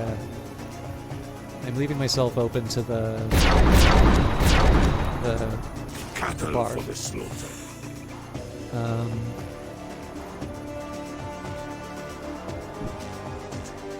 Getting 2 shots better than 1. Well, assuming they hit. And then... So she is actually a very tempting target. I want to leave her exactly like that. So what I'm going to do here is I'm actually going to set this guy in the background. He should be a little more front and center given that he's got more health, but you know, I got to deal with the situation as it is. So again, the whole aim on this is to try and stop people from dying.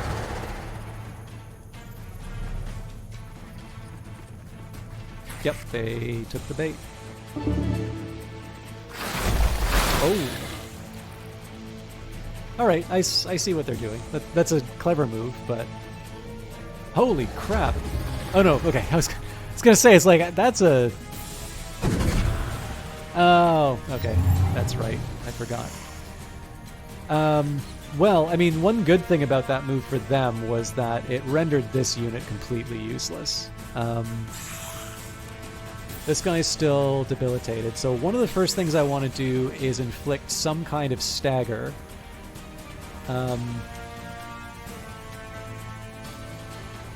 Normally I would go for a melee attack here. Oh, actually... Decisions.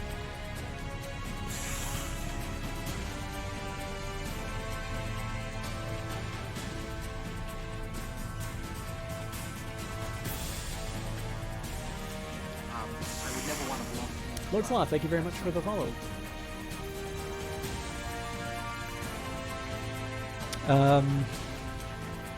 Again, aim being that I want to minimize the number of units that I lose. Okay, let's not make it complicated. Start with a 50% chance stagger. Good. So I'm guessing, yeah. So I can just take the Hasher SMG and take this guy out completely. What I am curious about though is whether or not I could do the same to the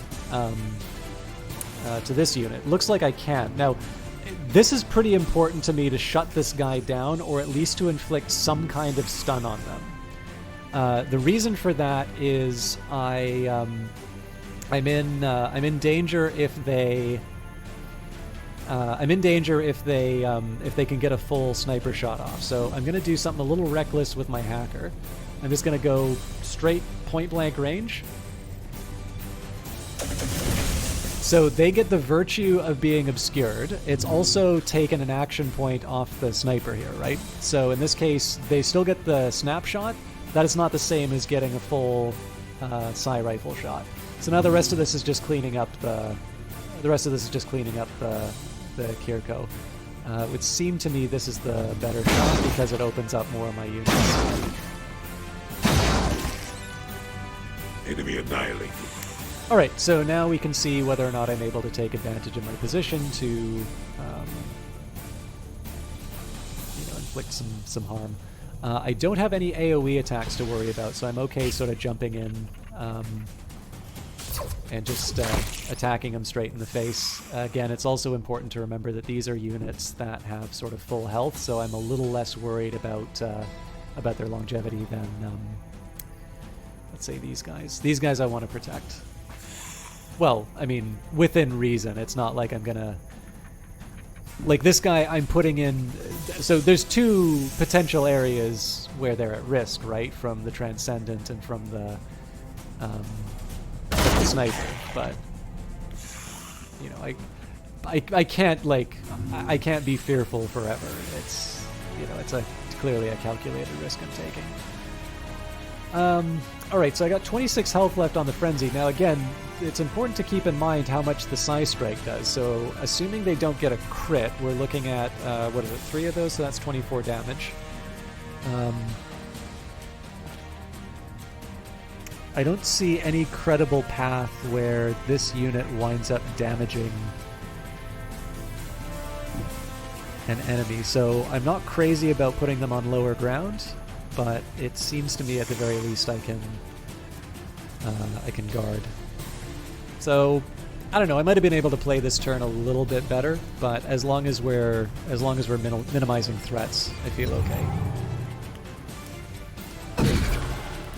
Yeah, that is not the guy you want to shoot at. Given the fact that this is somebody close to their base, what you'd want to focus on at this point, in my opinion, at least. Unit down.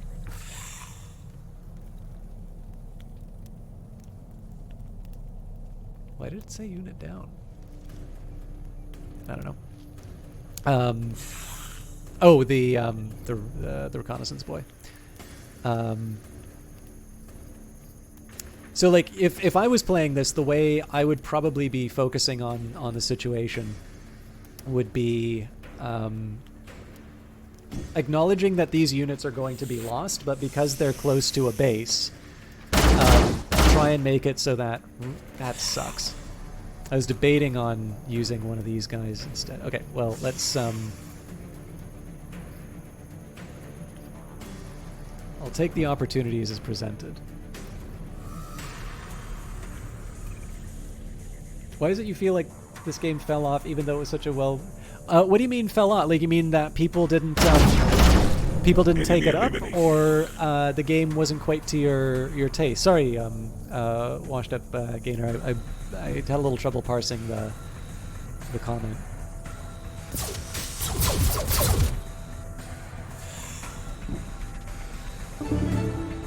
There we go.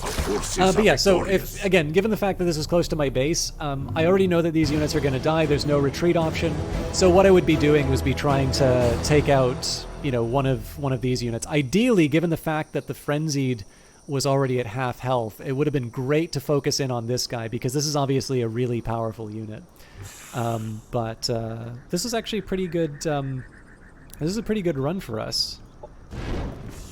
Given the fact that we were able to run in, we took a couple units off the enemy. I'm not sure I'm quite bold enough to want to run in and like destroy this base for them. Although I am a little curious how they... Okay, these guys have detection. That comes from heightened vision. Okay, so there's one unit that has detection, so I definitely need to make sure that I vamoose. I mean, they still may catch me, but... But yeah, we got to take off some extra units with them as well, which was an unexpected. I mean, I was a little worried originally, but it was an unexpected benefit for sure. People stop playing. You enjoy this game very much. So yeah, I mean, it's tough. I don't know how popular it is on Twitch. I don't always think Twitch is necessarily the best proxy for attention. Pillars of Eternity. I had a theory. It's okay. So I do not enjoy reveling in the failure well, I mean, I enjoy the successes of games. I definitely do not enjoy the "I told you so" or the being able to say, "Oh, actually, this is a priority for me. I do need to raise enemy sector bases." But that's fine, because I would like to heal up these units a bit more before I go in for the move. It would probably be a good idea for me to have my full force coming in. We'll see what happens when I pass Siegebreaker, though, for sure. But yeah, so Pillars of Eternity 2. This is not a statement on people who enjoyed Pillars of Eternity. I am still struggling to get through the game. I very much enjoyed Obsidian's game, Tyranny, but Pillars of Eternity... I'm really struggling to have it work for me, if I'm completely honest. And I think when I saw, so I was very interested in Fig, where they were financing it, and sort of they were talking about what the sales would be for a break-even number, and I was not convinced that that was a very sound. I was not convinced that that was a very sound investment. And I think one of the big things is that it's really fun. Like, I like LucasArts style adventure games. It's obviously an old style of game, but there's usually a reason why these older types of games aren't around anymore. Like when you have a Divinity Original Sin, sometimes it's hard to go back to a very formal Infinity Engine style game. And I'm 100% accept that I'm talking about my tastes here, that there's a lot of people who really enjoyed it, and that the original Pillars of Eternity was really enjoyable. But a friend of mine at the time was sort of laughing at me for saying that, because they knew the person who was doing the influencer managing. Like, they got a bunch of copies sent out, and there were a lot of people playing it on release. So they sort of took that as the indication the game was doing really well. But of course, we now know that Pillars of Eternity 2 really did not perform. It may in fact be the reason why Obsidian wound up bought by Microsoft. And so, actually, I am a little curious from your statement. All of this is just to say that it's sometimes hard to get a proxy for how well things are doing. So I am a little curious if I can find.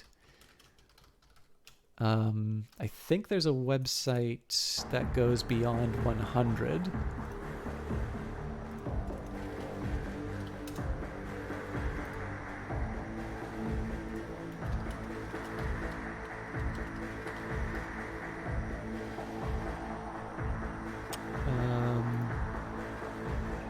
So I do this. I am actually at the end of the stream time. I'll do one more turn just to see what the result is, but I'm actually a little curious about how many people are playing this thing right now.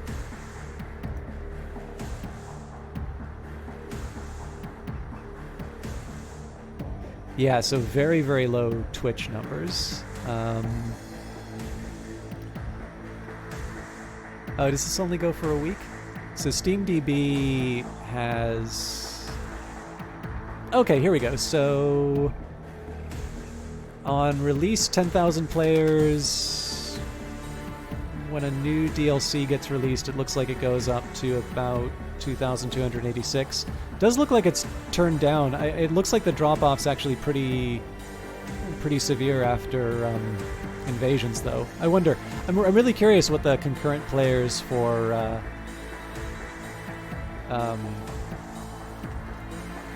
game like this should be. I'm just going to take a quick look at... Sorry guys, I'm genuinely curious about this. Let's take a look at what the concurrents for Age of Wonders 3. You're an old school Age of Empires 2 fan, but currently on Xbox. Oh yeah, no worries at all. I realize that you guys aren't able to see this on my screen because I'm using the... Oh, that's interesting. So it looks like it's about the same number of people playing Age of Wonders 3 as playing Age of Wonders Planetfall. So what's going on with the add to account for free? Okay, well that doesn't mean anything that there's more people playing it. Free key giveaway. Humble fight for racial justice. Oh, that's right. Yeah, so the player counts for this game are probably going to be affected by presence. Yeah, so actually it looks like there's more people playing Age of Wonders 3 on Steam than Age of Wonders Planetfall. I'm not sure, again, I'm not really sure whether or not that is supposed to give any indication of the overall success for the game. Because obviously the inclusion in a bundle, the fact that more people are going to have the game, you'd kind of expect the number to be potentially higher if it's classic. But yeah, I'll admit, I don't know, 600 concurrent players seems maybe a little lower than what I would have guessed. I'll admit, actually, I've never played Age of Empires 2 to the end, but I have it, so I should try it out. All right, Dali Ardelli. Oh, you do impress us, Commander. Something not easily done. If you ever need anything, just let me know. I'll pull some strings, just for you. This commander's opinion of you has changed by 100, which is good because, of course, I'm setting up their sound system. Production ready. You know what? Actually, here's something I should do to check out the...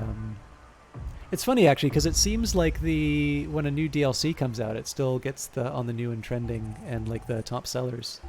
I should see if Paradox mentions Planetfall in their quarterly report, because that's normally good for sales information rather than speculating, from third-party sites. I'm sure Paradox has given us some player numbers.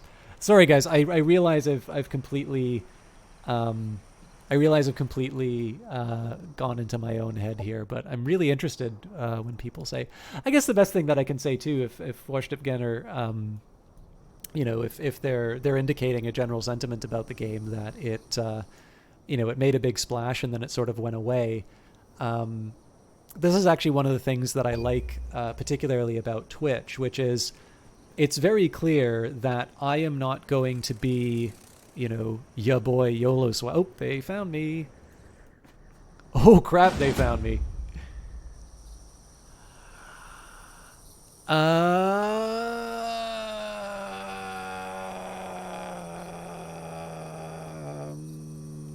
did they know?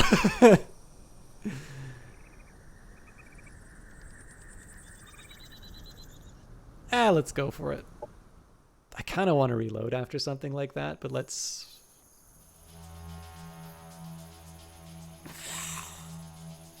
try and put a brave face on it and see what we can pull off. So I do have a tactical operation if I need.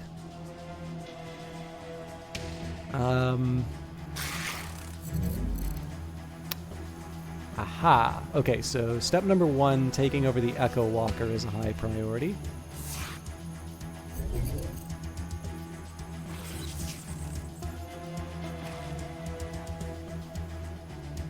Now, in terms of, just to get myself a bit of a read on units I can replace, I definitely can replace Raiders. The Hacker is something I can't replace. I think I can replace an Infiltrator.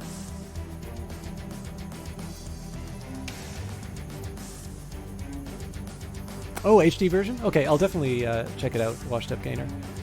But yeah, anyways, so yeah, I'm never going to be your boy YOLO swag, giving you the latest and greatest in Twitch entertainment. But I also don't really feel that has to be my job. I feel like it's quite possible. You know what? Okay, this is going to be so unbelievably stupid, and I can completely see this working. But I'll explain. Being able to play sort of smaller things that personally hold a lot of resonance for myself can be a real source of enjoyment. So I like sharing Planetfall with you. I might. Oh God, am I really an hour over? I might have to table this. Okay. Here's what I'm gonna do. Sorry, guys, to do this to you. I didn't realize I was already an hour over. I'm just gonna surrender. So here's the strategy I was gonna try. I was going to destroy all of the flying units. I was gonna get the Infiltrator to take the Engulfer. And essentially what I would do is I'd do sort of the Scooby-Doo, like, running through all the different doors and have them chase me thing. Because the Frenzied aren't really going to be able to do that much damage to a flying unit. And so essentially take advantage of the fact that I've got flying units that they can't really handle, and just slowly pick them apart. Also take advantage of the Hacker to get the Echo Walker. Now I will do this fight later,